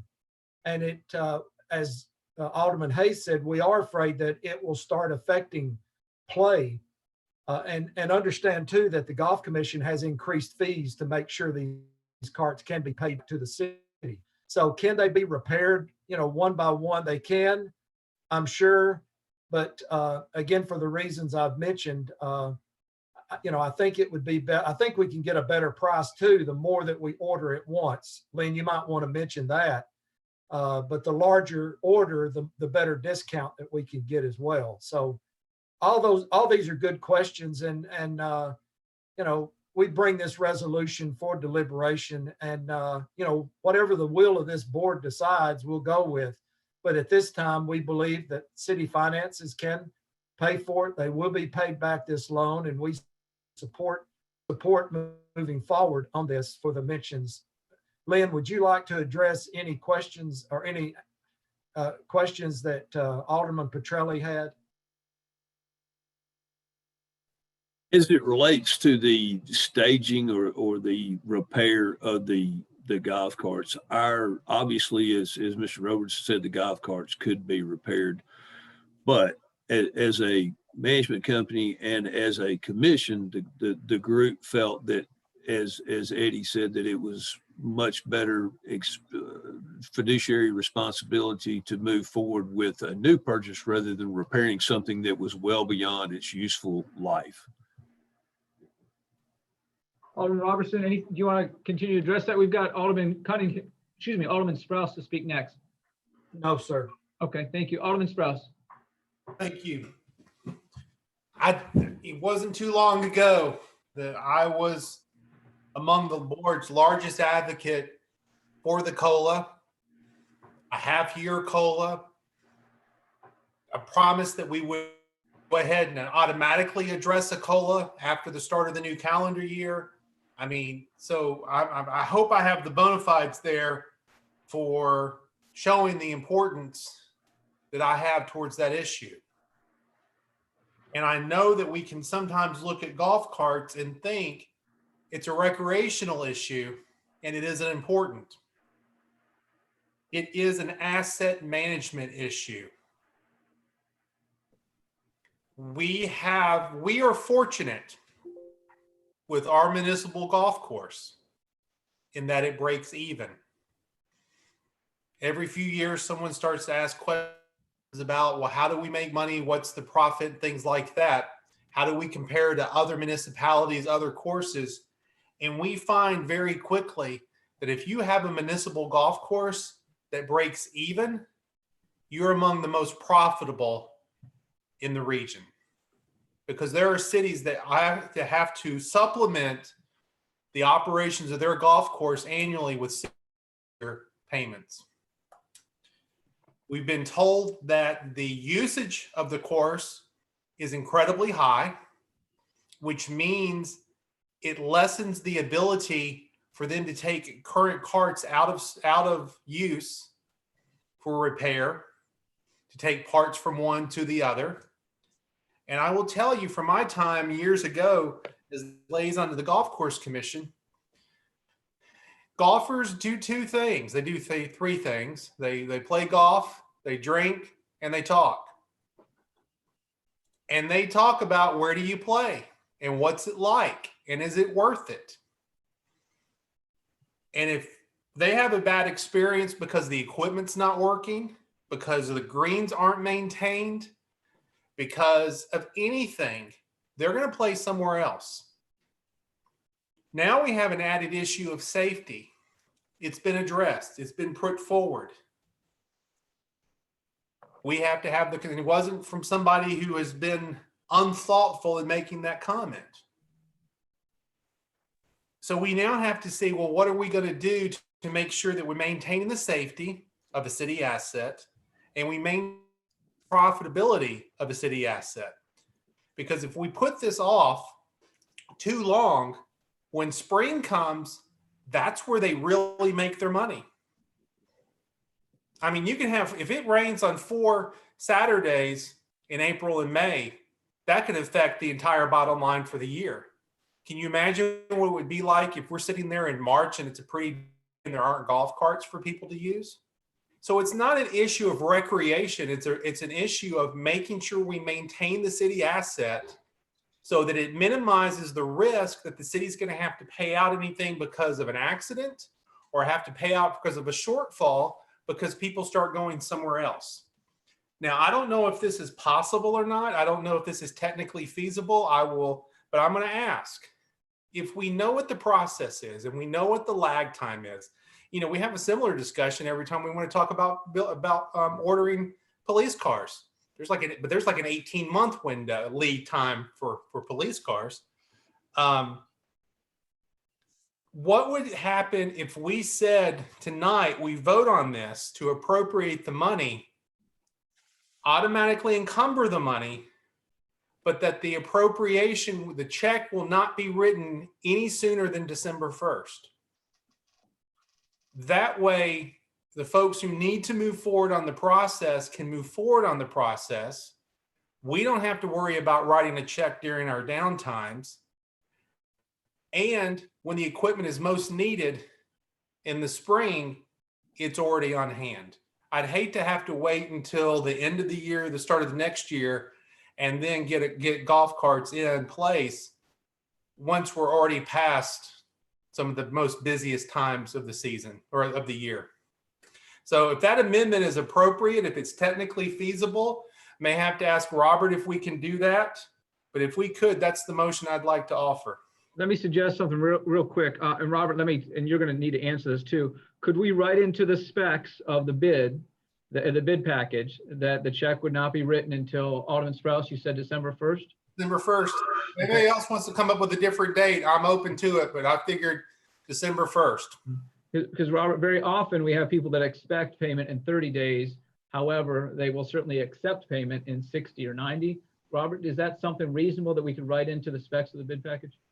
Yeah, absolutely. If you have that as part of the specs, that's actually where I would have suggested after Alderman Sprouse began his amendment motion. I'm not sure which one it was, but absolutely could write that a part of the specs. And on top of that, judging by the timeline, it might be closer to 60 days or under that by the time everything by delivery is made. So if you write that as part of the specs as the timeline, now they have a deliverable that they have to meet too. So Alderman Sprouse, if you don't like that suggestion, you can choose your own. I'm just trying to move us forward here. If you want to make that. And I would like that to be my motion to amend. Okay. I'll second it. We have a motion and a second. I'll second it. From Alderman Hayes, a second, to add in here that the bid specs would specify that payment will not be made until December 1st at the earliest. So I've got a lot of people with their hands up over on the chat section with me. We need to discuss just this amendment. So I'm going to go down. I'm not going to click anybody's hand off, but I'm going to go down and ask if you want to talk, if you want to speak about specifically this amendment. Okay. Alderman Cunningham. Yes, Mayor. Okay, go ahead, please. Okay, question. If this amendment passes, if this resolution passes with the amendment, Robert, does that mean we cannot spend $175,000 and we have encumbered those funds from this day forward? judging by the amendment, I would say that we will encumber those, but I think I would have to have clarification from the maker, and to be honest with you, but it certainly sounds like that would be encumbered, yes. Robert, I think the only way we wouldn't spend it is if the lowest bid comes in above 175,000. Is that a good way to explain that question? Otherwise, it's encumbered money. Well, we're only transferring based on. I haven't heard an amendment otherwise, but based on the resolution, we're only transferring 175. If the bid came in over that, the lowest bid came in over that, that would be up to the golf course to determine if they want to use their funding. Okay. Sorry to confuse that. Alderman Cunningham. Sorry. My follow-up question is, does that mean that the general fund is minus $175,000 if this passes tonight? In essence, yes. I mean, Thank you. That was my question, and that's my concern. My concerns are two: the general fund balance and the cash flow. Now, with the amendment, that kind of takes care of the cash flow issue, but the other doesn't take care of the general fund. Thank you. Alderman Cunningham, thank you. Robert, thank you. Alderman Bolt, on the amendment? No. Okay, thank you. Alderman Campbell, on the amendment? Yes, sir. Go ahead. I was just going to say that while Alderman Sprouse was speaking, I was thinking that if we pushed it back 60 days and then sent out the RFP, would not encumber any funds and would allow us to, the 4 weeks for the bid to go out, and the check would be, 2 months out from December the 1st. It'd go actually till after the 1st of the year based on the information that was given to us just a moment ago. So that's what I was considering to his amendment, but it's whatever the board would like to do. But I would like to amend his amendment to push it back, the RFP not to go out for 60 days. Okay. That would help. So you have a motion to amend his amendment. The RFP would not go out to get, do you want to put a date on that, or 60 days from? 60 days from, what's the day? I see Robert's hand. The 5th, let's say the 15th of October. So the 15th of 15th. October is when the RFP will go out. We've got a motion. Before I go to Robert, I want to see if we have a second on that. I'll second for sake of discussion. Okay, so we have a second there. Robert, you seem to maybe have a question or clarification for us. Please go ahead. Yeah, I really apologize. I do want to clarify that the funds aren't considered realistically encumbered until contract is then signed. I misspoke just briefly after talking about the amendment. When I said I needed clarification from the maker of that amendment, I heard the word encumbrance thrown out, and I assumed that was a part of the amendment. But I do want to say that If it is not, we're not encumbering funds until a contract is signed. That would be after RFP, after the bids are received, and the selected vendor, assuming that a pricing is acceptable to the golf course. So realistically, what would that be? When would that be? Is that what you said? Yes. We would at least want to leave it 2 weeks for a bid process to allow vendors to prepare documents and get them into us. And then opening bids would be shortly after that. I assume that the RFP is ready to go. So if it isn't, that's probably another week to prepare. So 3 weeks at the most, maybe. I'm assuming we get bids that are acceptable. I don't want to put the golf course on a shortened timeline there, so please, if I'm speeding you along, if it's more like a month, they can correct me there, but it would probably be concerned. Alderman Cunningham? No, I like what Alderman Campbell proposed. This way, that gives us 60 days, and then we have another 30 to 60 days to pay. Okay. I could support something like that. Okay. So we've got an amendment to the amendment. So what we are discussing right now is delaying the publication of the RFP, or I guess the distribution of the RFP, until October 15th. Alderman Brown, did you want to speak on that item?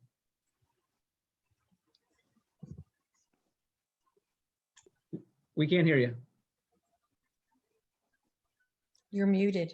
You're muted. Alderman Brown, we can't hear you. Did you want to speak on that item? I'm sorry. I usually do better than that. No, I don't. I wanted to ask Mr. Ray a question if we get back to the point that I can do that. So. Okay, I'm going to try to come back to you in just a minute. I'm sort of trying to keep up with 3 different lists right now. So it doesn't seem like anybody else wants to speak on the amendment to the amendment. Alderman Sprouse, thank you. You did what I needed you to do. Let's just clean this up a little bit. Let's find a little bit of a compromise there. I'll just go ahead, and if y'all will withdraw your motion and your second, I will restate my amendment, and we'll do a little compromise if we can do that. I'll stay mine to say 45 days before the RFP goes out, and we still will have in the RFP that we will not do payment before December 1st. Okay, so let me back up. The people who made the amendment to the amendment, I believe, is Alderman Campbell with Alderman Cunningham. Would y'all like to withdraw that? I like the 60 days. Okay. So you're agreeing to withdraw your motion to amend the amendment? Well, I still like the 60 days. Okay. Scott, would you consider that? Let's do 50. Let's do 50. 50 days. That's 50 is 2 weeks. 2 weeks. I mean, yeah, difference here. I'll withdraw my motion. So that motion is no longer there. We need the person who made the second. I'm sorry, the person who initially. Okay, so we have both people who made that motion and seconded, withdrawing that motion. Yes. So now Alderman Sprouse and Alderman Hayes, I need y'all to work together to refine what you were just saying right there, because Alderman Hayes made a second on your amendment, Alderman. Yeah, we're talking, we're pushing it out. We can push it out a month and a half. It's 2 weeks difference, but it gives a little bit of, if we say we don't put out the RFP for 45 days, then that's the motion. RFP can't go out for 45 days. Payment can't be before December 1st. That means that contract won't be signed until it could be easily signed. It may be 60 days before that contract signed anyway, if the RFP doesn't go out for 45 days. What's the soonest the carts could be delivered? Is that to Lynn? Yes, Lynn. Okay. I want to make sure we get them by spring.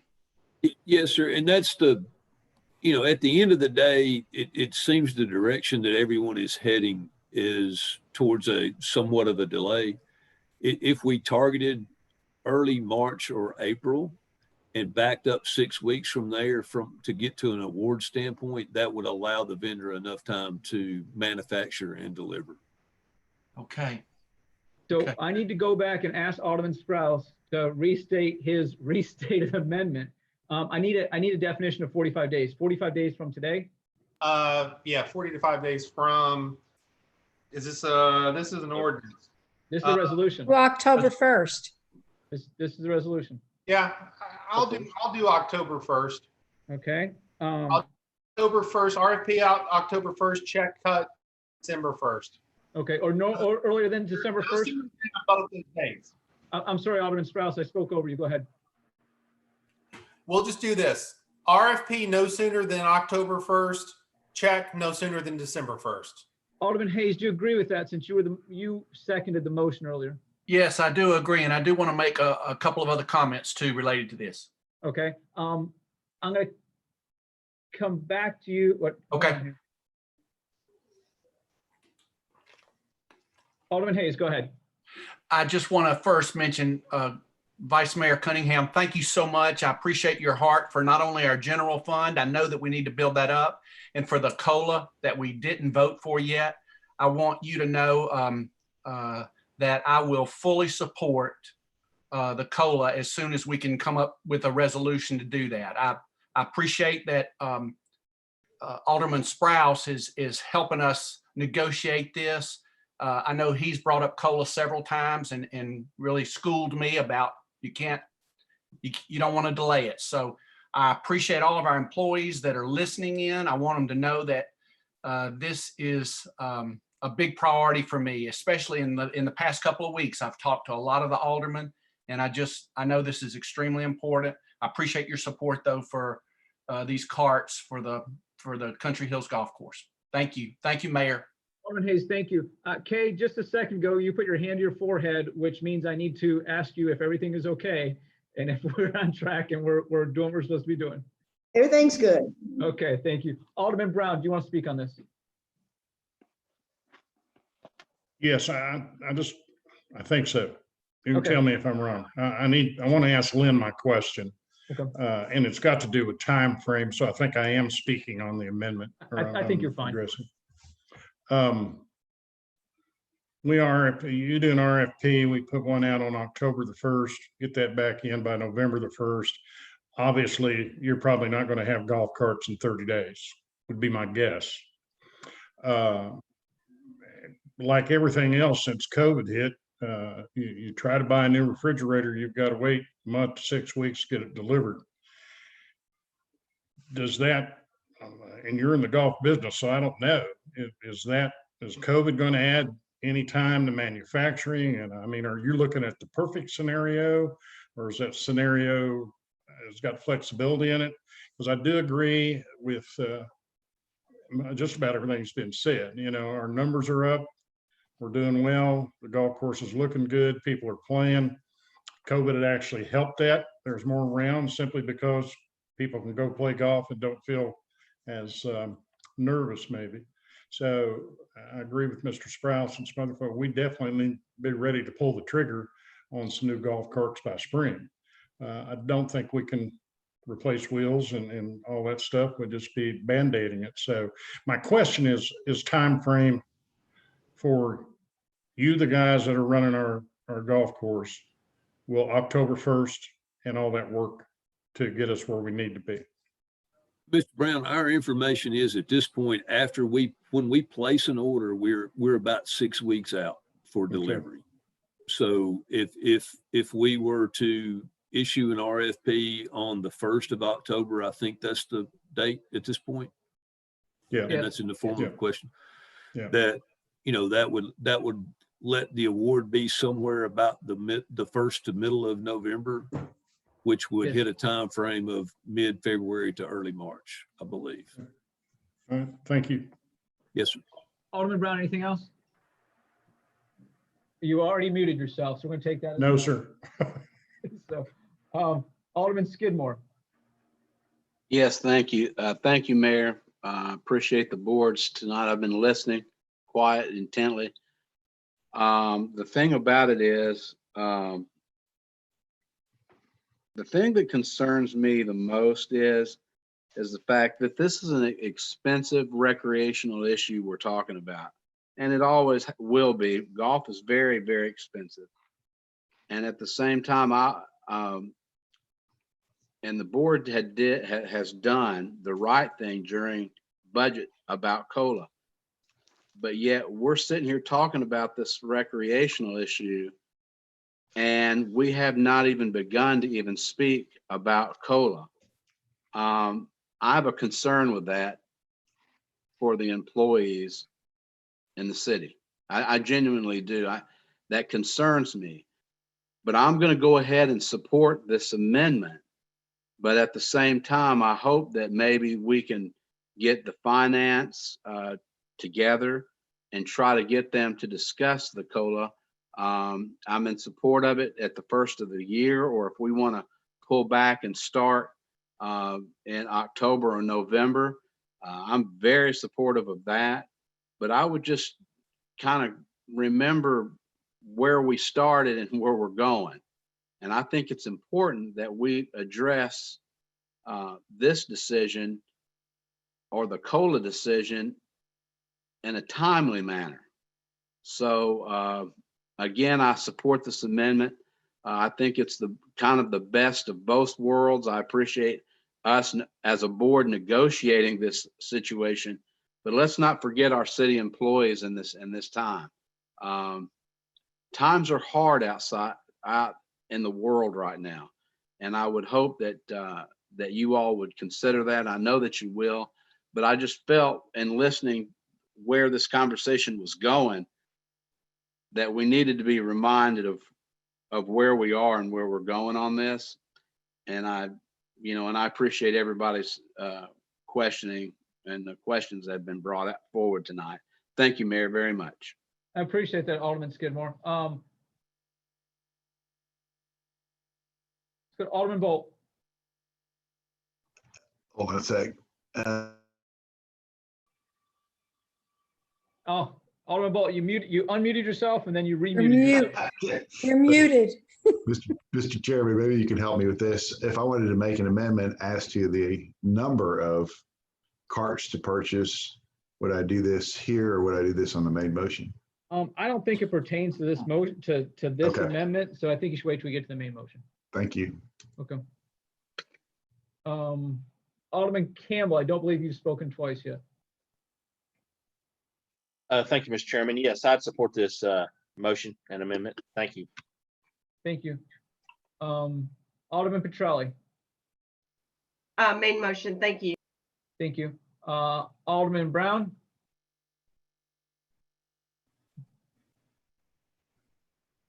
We think you're saying that you don't want to speak. Okay. Alderman Robertson.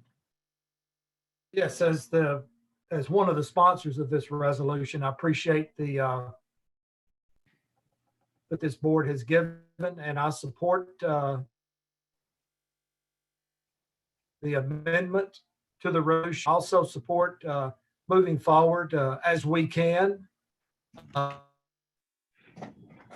on the COLA. Support the amendment. Alderman Robertson, thank you. It doesn't appear that we have anybody else that wishes to speak on the amendment. I feel like we should go ahead and vote on the amendment. Wave a hand or something if you wish to speak on the amendment. In that case, I'm going to go ahead and repeat the amendment. It is that we will not write a check until December 1st, and that the RFP will not go out until October 1st. Both of those are at the earliest. All those in favor of this amendment, please signify by saying aye. Those opposed, please say no when Kay calls your name. Bolt, Aye. Brown, Aye. Campbell, Aye. Cunningham, Aye. Edwards, Aye. Hayes, Aye. Petrelli, Aye. Robertson, Aye. Skidmore, Aye. Sprouse, Aye. Waters, Alderman Waters, we missed you.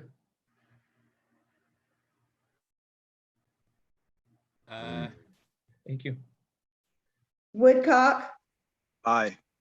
Clary, Aye. it's unanimous. So that amendment passes unanimously. We're on to the main motion. Alderman Petrelli, I'm going to come to you. Alderman Bolt, will you raise your hand virtually, and I'll come to you for your amendment that you mentioned just a second ago. Alderman Petrelli on the main motion. Thank you, Mayor.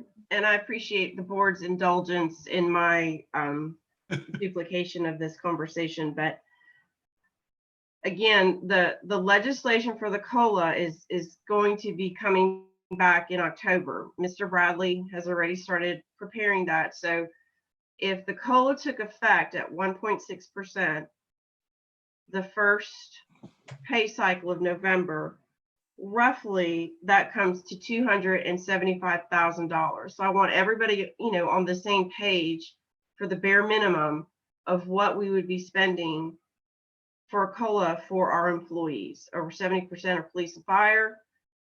All of our employees are hardworking individuals. They have gone through extraordinary efforts during this time in all aspects of their job descriptions. I mean, we've got vehicles in police. I mean, I know we're replacing a lot of vehicles, but we've got vehicles in police that are probably duct taped. So this is going to be a really difficult vote for me. I don't think I can support it, and I apologize. I would love nothing more to support this. I just wish there was a way to trim this cost in half and be a little bit more conservative. I do understand that it's cheaper to buy, or my understanding is that it's less expensive to buy the whole fleet versus doing half and half. But with the two sponsors, if there's any way that y'all could get more creative to drop this cost, I would be more comfortable with it. But right now I'm not. And if this is something that we can do for the course, and I'm not debating that it's not needed or needed, it is, but our people have to come first. All of our employees have to come first. I don't want to see anybody get hurt. But if there's a way to make this a more, financially palatable situation, I would appreciate that. Thank you. Alderman Petrelli, thank you. Alderman Bolt. Yes, before I get to the amendment part, a couple questions, and maybe this one goes to, well, let me start with Alderman Roberson, and I should have seen this, I suppose, but can you speak to the details of how that loan would be paid off and the time frame accordingly? Yes, thank you, Alderman Bolt. I believe that Robert attached the amortization to the document, didn't you, Robert? Page 20, page 32, Robert? I believe so. Yeah, so it's the amortization is in there. It's over 60 months. It will be completely paid off within 60 months. Okay. And then maybe this is a question for Lynn Ray. I know we don't want to do this, but if we did half now and looked at the other half mid-year next year, would that significantly change the price per cart because we're doing fewer? Mr. Bolt, my perception would be that we would continue to lose value on our existing trade-in, which is a pretty substantial amount of the net amount that we're counting on at this point for the 36 carts that we would hold on to for another year, making them in service for about 8 years. We would continue to have increased cost as it relates to repairs, et cetera. But yes, sir, I would say we would have significant cost increases. Got it. And then the last thing would be, and I think the Parks Director would agree, but since this kind of falls under his purview, Andy, would you have anything you'd like to add to the cart situation? I mean, I could add a lot, but yeah, I mean, we beat the dead horse here. Everybody knows we need carts. Everybody knows we need colas. Everybody knows we need pavement. I mean, this is one of the things I tried to do when I was the golf course liaison was make sure we kept providing the board a 5-7 year plan that the golf management group got us. And this has been on the plan for probably 4 years, knowing it was coming down the pipe at some point. It is to the point where, I mean, we keep saying get them by the spring. The fall season is the busiest golf season. From now from now through November is the busiest golf season. You're going to have every high school playing matches out there in Sumner County. You're going to have parents riding in carts watching their kids play. You're going to have tournaments. One of the reasons why you can't sacrifice having your fleet being worked on is because if you have a full tournament, you use all 72 carts at the same time, every one of them. You know, we cut out carts from the Parks Department budget. The ones we have are over 10 years old. We are now to the point at the park where we're having to spend $2,000 or $3,000 on a weekend to rent carts because ours are done for.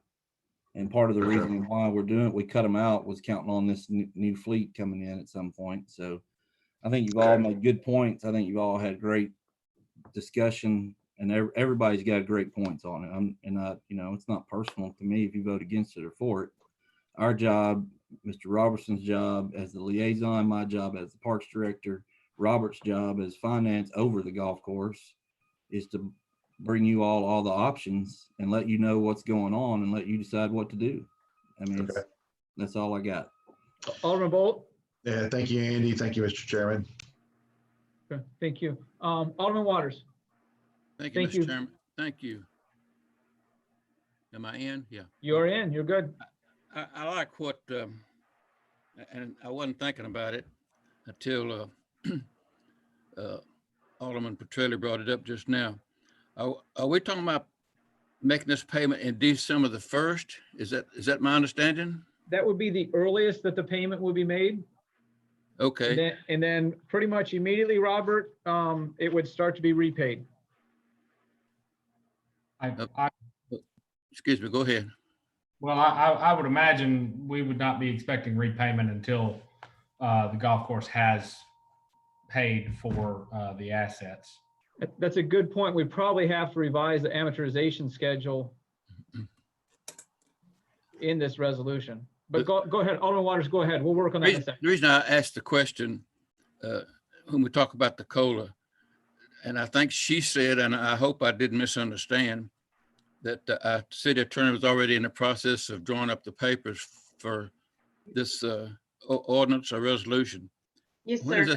When does that come before us? Does anybody can answer that? Late October. Okay, October, November. So we're talking about $175,000, and we got this COLA right behind it. Am I right? Yes, sir. Okay. That clears me up. Thank you. That answered my question. Thank you, Mayor. Alderman Waters, thank you. Alderman Petrelli, thank you. Robert, I do feel like since the amortization schedule was part of the packet, that we probably need to acknowledge that every month is going to be moved back. Lynn, you're probably gonna have to help me with this, that the first month that payment was going to be made was going to be on October 31st, 2020.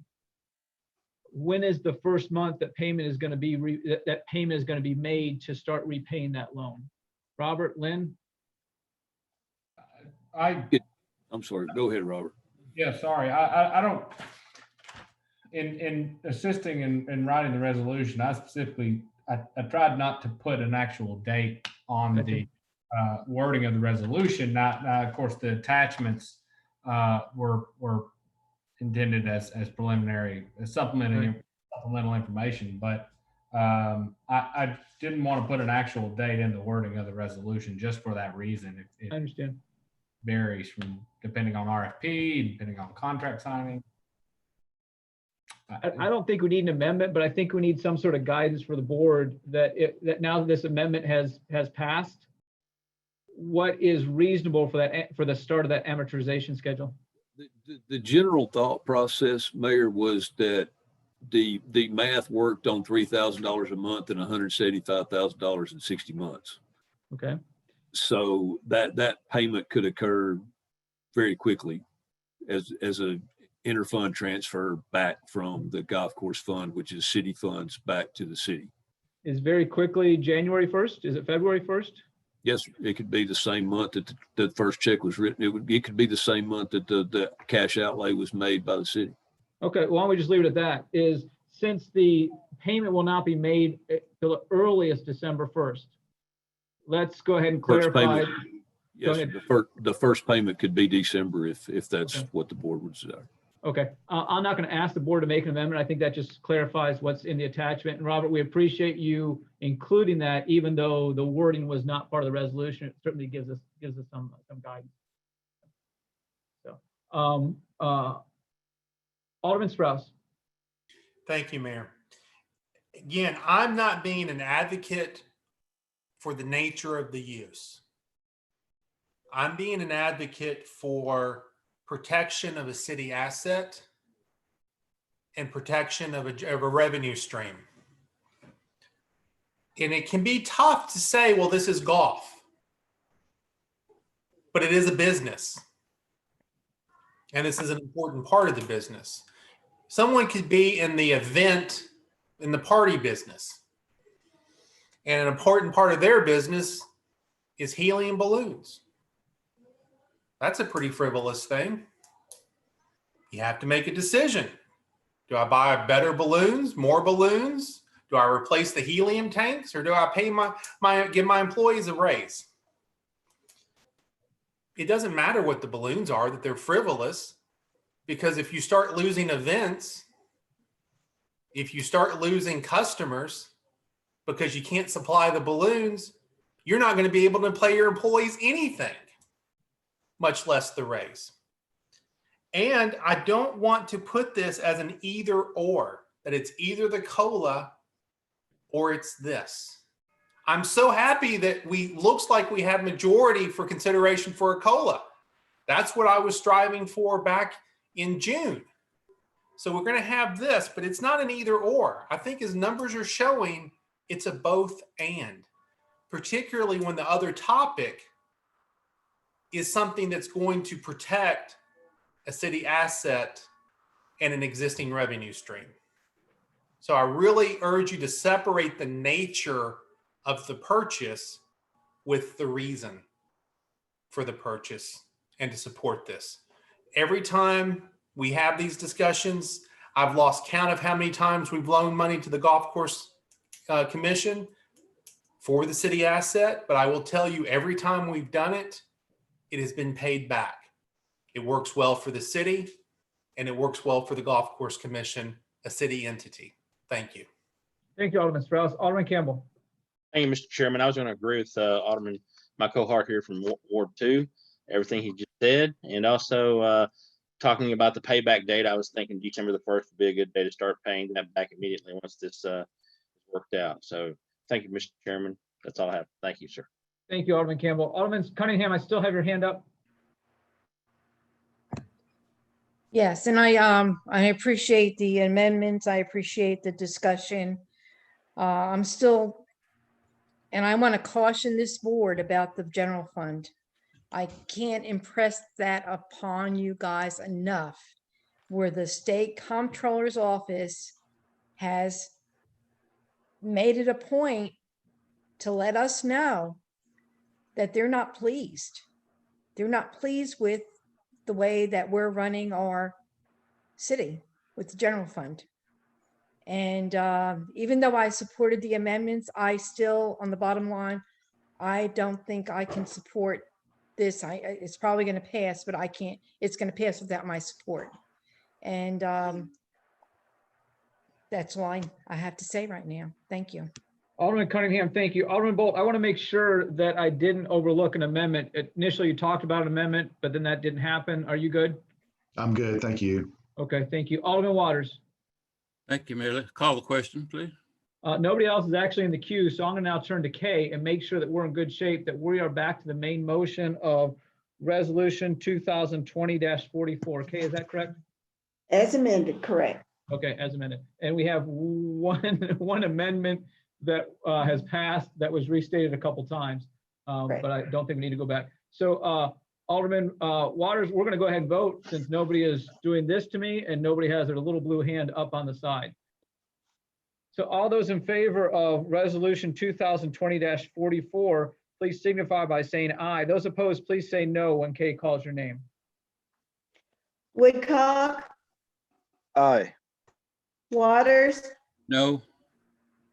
Sprouse, Aye. Skidmore,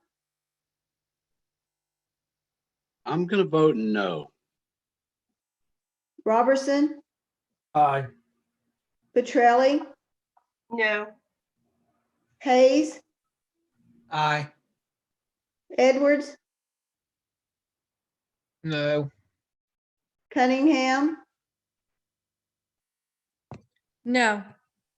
Campbell, Aye. Brown, Aye.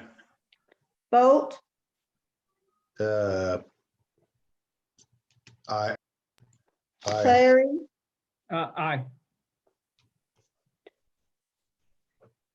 55. 8 yeas, 5 nays. That passes with majority. Next, we have Resolution 2020-45.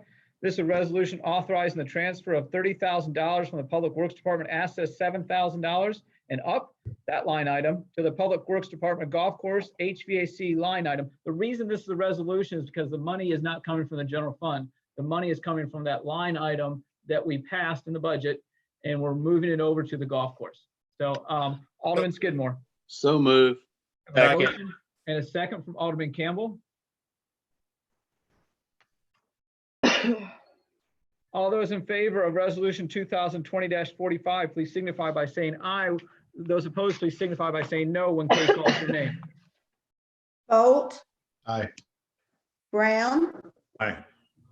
Campbell, Aye. Cunningham,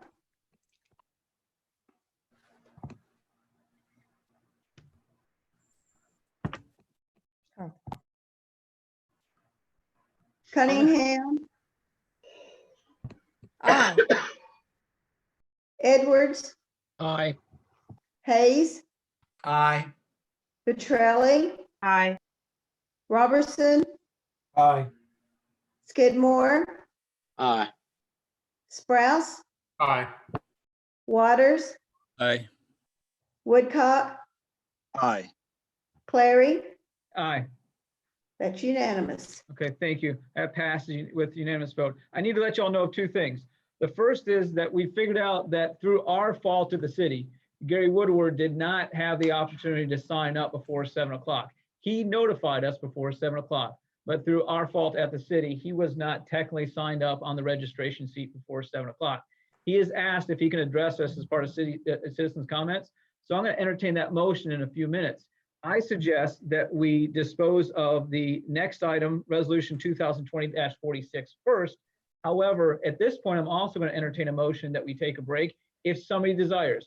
We have a couple of people on here that have to be here the whole time and literally cannot move away from the meeting, and they've been doing that for 2 hours. Mayor, I make a motion to handle all of those things, that immediately following item F, we take a break. At the end of that break, we go to Mr. Woodward. Okay. I'll second that. Okay, Alderman Sprouse, can you restate that for us? Sure. Let's take a break until 9:20. Okay.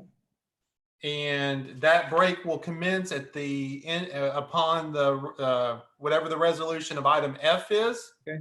And then the first item of business following that will be the remaining citizen comment. I appreciate that, but we have to break that up in 2 votes because one of those requests requires a majority vote. The other requires a vote of 2/3. So why don't we do this? Why don't I entertain a motion to add Gary Woodward for citizen comments after F? Can we do this? How about we just vote on the first one, and if we get 2/3, we get 2/3. And then if we have to vote on the second segment, we'll vote on the second segment.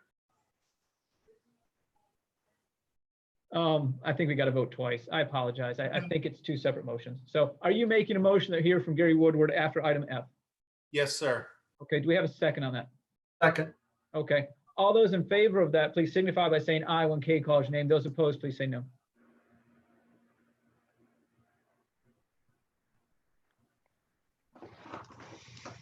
Bolt, Aye. Brown, Aye. Campbell, Aye. Cunningham, Aye. Edwards, Aye. Hayes, Aye. Petrelli, Aye. Robertson, Aye. Skidmore, Aye. Sprouse, Aye. Waters, Aye. Woodcock, Aye. Clary. Aye. It's unanimous. It passes unanimously. I appreciate y'all's flexibility on that. Alderman Sprouse, did you want to make a motion to take a break till 9:20? Yes, sir, please. We have a motion, to take a break to Second. 9:20, and a second from Alderman Petrelli, I believe. Who was our second?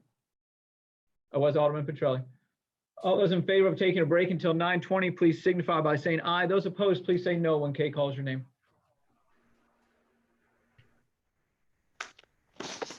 Woodcock, Aye. Waters, Aye. Sprouse, Aye.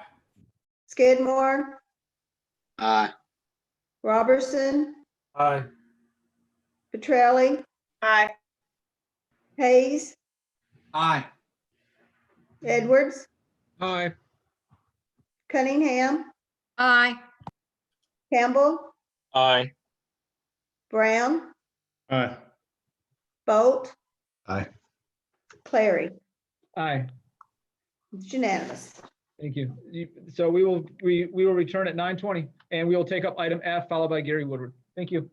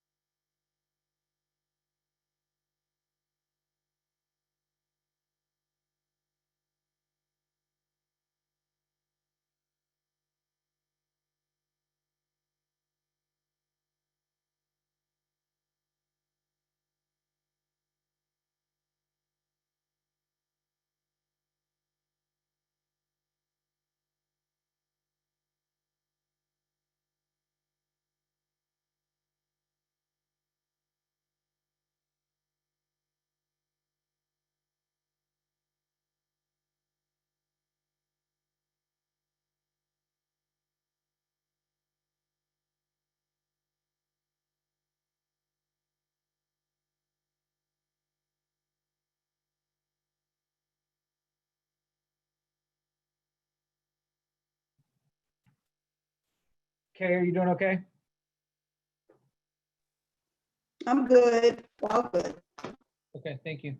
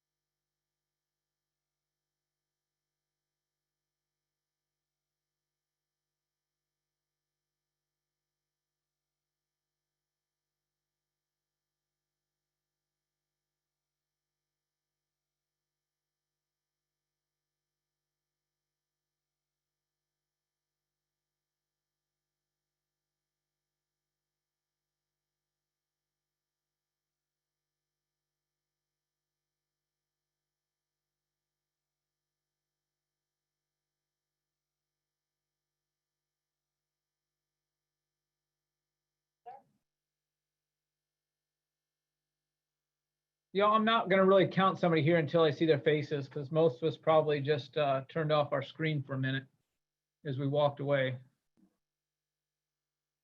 Turned off our video for a minute.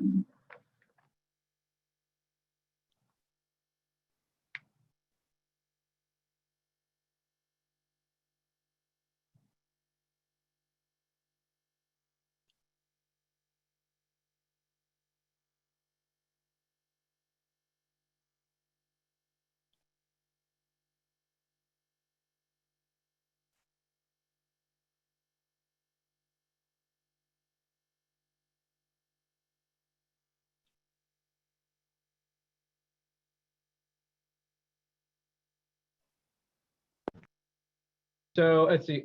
Alderman Edwards, if you're with us, please allow us to see you by video, at least for a second. Alderman Petrelli, if you're with us, let us see you for just a second. Alderman Woodcock, if you're with us, let us see you for just a second. And I think that gets us to 13. Yeah, I'm here. Thank you. 1, 2, 3, 4, 5, 6, 7, 8, 9, 10, 11, 12.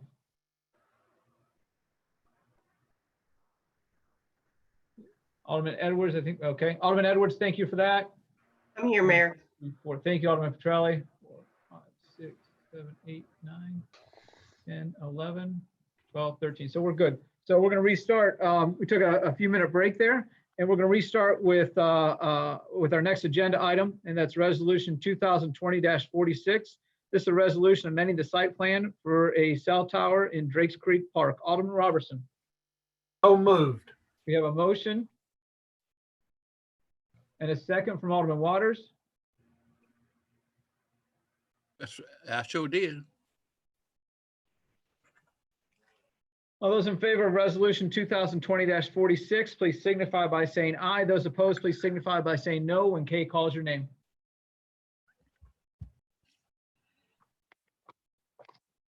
Bolt, Aye. Brown, Aye. Campbell, Aye. Cunningham, Aye. Edwards, Aye. Hayes, Aye. Petrelli, Aye.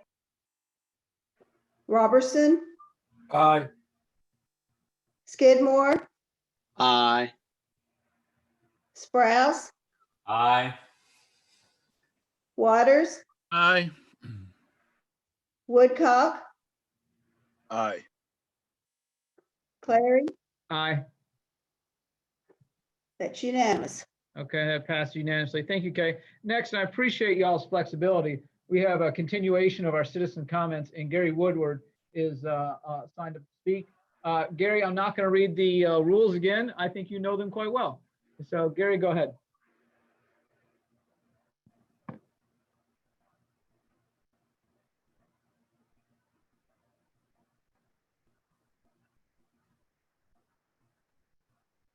Gary, I think you're ready.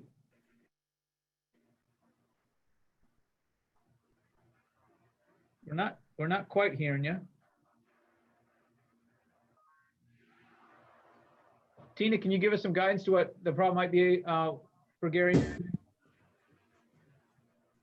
It actually doesn't look like there should be any errors. He's not muted. He's not frozen.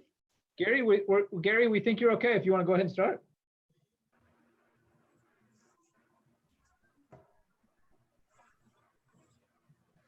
I wonder if he doesn't hear me. He's probably muted. Hey, Gary? Gary, can you hear me? I can hear you.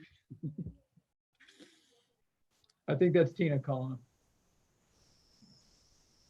him. No, sir, I don't have is his number. Gary, can you hear me? I'm texting him right now. Just hold on. Okay. Well, I just did too. Okay. We can continue to be patient. Called him. I'm the one who called him, so that's why. Okay. Gary, we can't hear you quite yet. I don't think he can hear me. Hey, Gary, we can't hear you. He's done lost 3 minutes.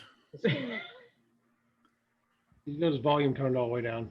Hey, Gary, you might have your volume turned all the way down. You might have your speakers off. There's also a setting with sometimes on laptops that microphones need to be enabled for video conferencing. Okay. And security setting, a lot of laptops smartly do not automatically turn on microphones. Tina, do you have any way to Alderman Campbell, do you want to give him a call again? And we can be Yes, patient. sir, I am right now. I'm calling you. Yeah, appreciate that. And Yes, maybe I can't override his settings. How about we give him 10 minutes next meeting? Yeah, there you go. A good workaround could be that he just clicks on the link on his phone and uses his phone because it'll automatically turn on the microphone there. Well, Dave Lamar's here. Hey, I can't help. I can't help myself. Amen. What would y'all like to do? I can call him back real quick and let him know. I mean, it's just he's trying to talk, but he doesn't know what's wrong. I make a motion we move on. hold on, Alderman Campbell, why don't you go ahead and call him back? What I don't want is I don't want one of the 13 of us working with Gary and missing and having to focus on something other than the meeting. I think that's entirely unfair, but. Just right now on the screen, he's connecting to audio, so maybe he's. Yeah, it looks like he's connecting to audio. I now. think you're just now coming through on audio, Gary. We're sitting here trying to get you worked in, so just go ahead and start talking if you don't mind while we're talking on the phone. Okay. Oh, there we go. Oh, that was probably over the phone though. It'll be all right. I appreciate y'all's patience on this. Another workaround, honestly, Alderman Campbell, maybe he speaks over your phone. Well, I can do that. Just a moment. We could just hear it. We heard him just a second ago.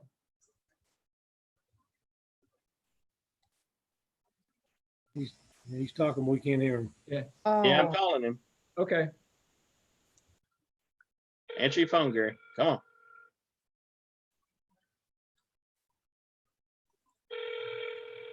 Gary, we can't hear you. One ringy dingy. Try one more time. If he calls in, everybody just say, hey, thank you for calling, man. I agree with you 100%. Thanks for calling. Bye. Mayberry. Pick up. Oh. Gary, come on. Come on, Gary. Work with me here. Yes. Hey, I'm gonna let you talk to your phone. You see you on the video, and they can hear you through my phone on my speakers. So go ahead and start talking. All right. I would like to give some recognition and thanks to several of the aldermen and to city staff for efforts they made to set up several public service items and opportunities for a number of the scouts at Boy Scout Troop 75, where I'm an adult leader. Specifically, I'd like to recognize and say thanks to Eddie Robertson and Jonathan Hayes for several Zoom meetings that they did with scouts so they could interview public officials and understand better what the city government that they have representing them works, who's who in it, and what that civic lesson would help them become better citizens for, as well as passing off their scout requirements. I'd also like to say thanks and recognize Marshall Boyd, Andy Gilley specifically, for what they did to help to put together a 8-hour debris cleanup in the lake. Had several Alderman Campbell and Strauss that came out, as well as Andy Gilley, to give some encouragement to the scouts and say thank you for the efforts that they did. And even further, for Marshall Boyd, and specifically trying to come through with getting some pavers taken up off of Glenbrook to be made available for an Eagle Scout project at the public library. Specifically then, in short, what I'd like to say is thanks for the aldermen stepping up to help out with these scouts, to give them the opportunity for doing a community service project to help out the city. So, thank you for what you've done to give them the chance to understand volunteer community service and helping out the city and get a better appreciation for what that means. I hope that helps, but I just wanted to recognize those people and say thank you for all those efforts. All right, Mr. Woodward, thank you. Mr. Chairman, Thank you, would you like to say anything? Go ahead. Thank you, Gary. We appreciate that. Does he seem to have anything else, Alderman Campbell? Do you have anything else for us, Gary? No, just to say thanks, and I appreciate the continued efforts that you've all given me in that support. Yes, sir. Thank you. Thank you. Have a good evening. Alderman Campbell, thank you for your help with that. Yes, sir. Next on the agenda, we have confirmation of Rob Plenger to serve on the Golf Course Commission. I so move. Second. And second. All those in favor of confirming Rob Plenger to serve on the Golf Course Commission, please signify by saying aye. Those opposed, please say no when Kay calls your name. Bolt, Aye. Brown, Aye. Campbell, Aye. Cunningham, Aye. Edwards, Aye. Hayes, Rob's going to do a great job. Aye. Petrelli, Aye. Robertson, Aye. Skidmore, Aye. Sprouse, Aye. Waters, Aye. Woodcock, Aye. Clary. Aye. It's unanimous. That passes unanimously. Thank you for that. And now we have city administrator negotiation discussion. We're going to turn this over to Dave and Chris. Dave, I don't know if you want to start or Chris wants to start, either one. Okay, well, I just, the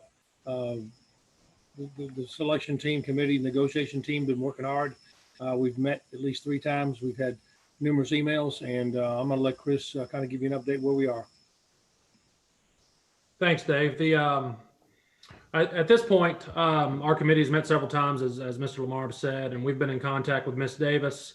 Met with her face-to-face late last week about the employment agreement negotiations, and we've made some substantial progress. However, as of tonight, we're not prepared to discuss aspects of the negotiation as expected, as we had hoped, as the process is still ongoing.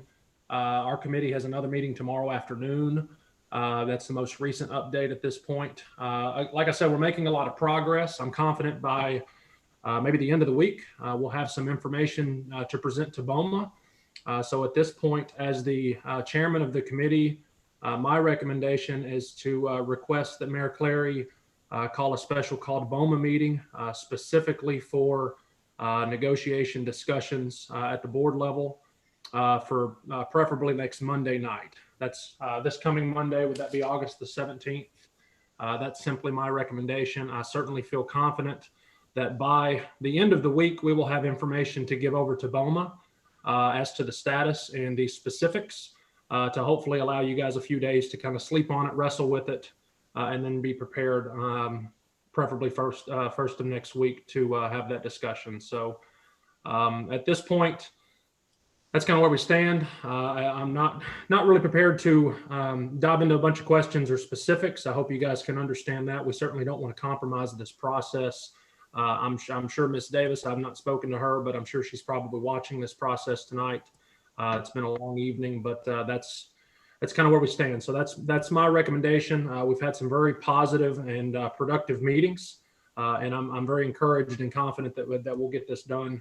But tonight's we're not ready tonight. So Mayor, that's all I've got. If you and Dave have anything to add, that's really all I've got. And Chris, the only thing I would add is I think you gave us very good direction right there, is that this probably isn't a time to get into to answer some questions about details. I think you could compromise our situation. So, Dave, anything? No, sir. I'm kind of like Chris. I think after our meeting tomorrow with our our negotiation team, and get it to the alderman at the end of the week, I think if you'd be gracious enough to call a meeting on Monday night, I think we could hammer this thing out and we could move forward with the whole process. Thank you. I appreciate that. Next on the agenda is adjournment. I need a motion. Don't move. Adjourn. We have a motion to adjourn from Alderman Waters, a second from Alderman Strauss. Kay, is this where we are? Yes, it is. Okay. All those in favor of adjourning, please signify by saying aye. All those opposed, please say no when Kay calls your name. Bolt, Pat said we'd be done by 10. We are, yes. Brown, Yeah, it's still early, I guess. Yeah, that sounds good. Campbell, Yes, ma'am. Cunningham, Good night. Yes, ma'am. Edwards, No, I want to stay till midnight, but okay. Yes. Hayes, Great meeting. Thank you, everyone. Yes. Petrelli, Yes. Robertson, Yes. Skidmore, Yes. Browse, Mr. Edwards sounds like a man who just went on a trip with the family. Yes. Waters, Aye. Woodcock, Aye. Clary. Aye. It's unanimous. We're That adjourned. passed unanimously. Alderman Bolt, I'm going to be critical of you. I wish you would have said this or predicted this meeting would be finished by 8. I hope you will do that next time. Tina, thank you very much for your help. We're adjourned. Thank you, Mayor. Thank you, sir. Have a good night. Thank you.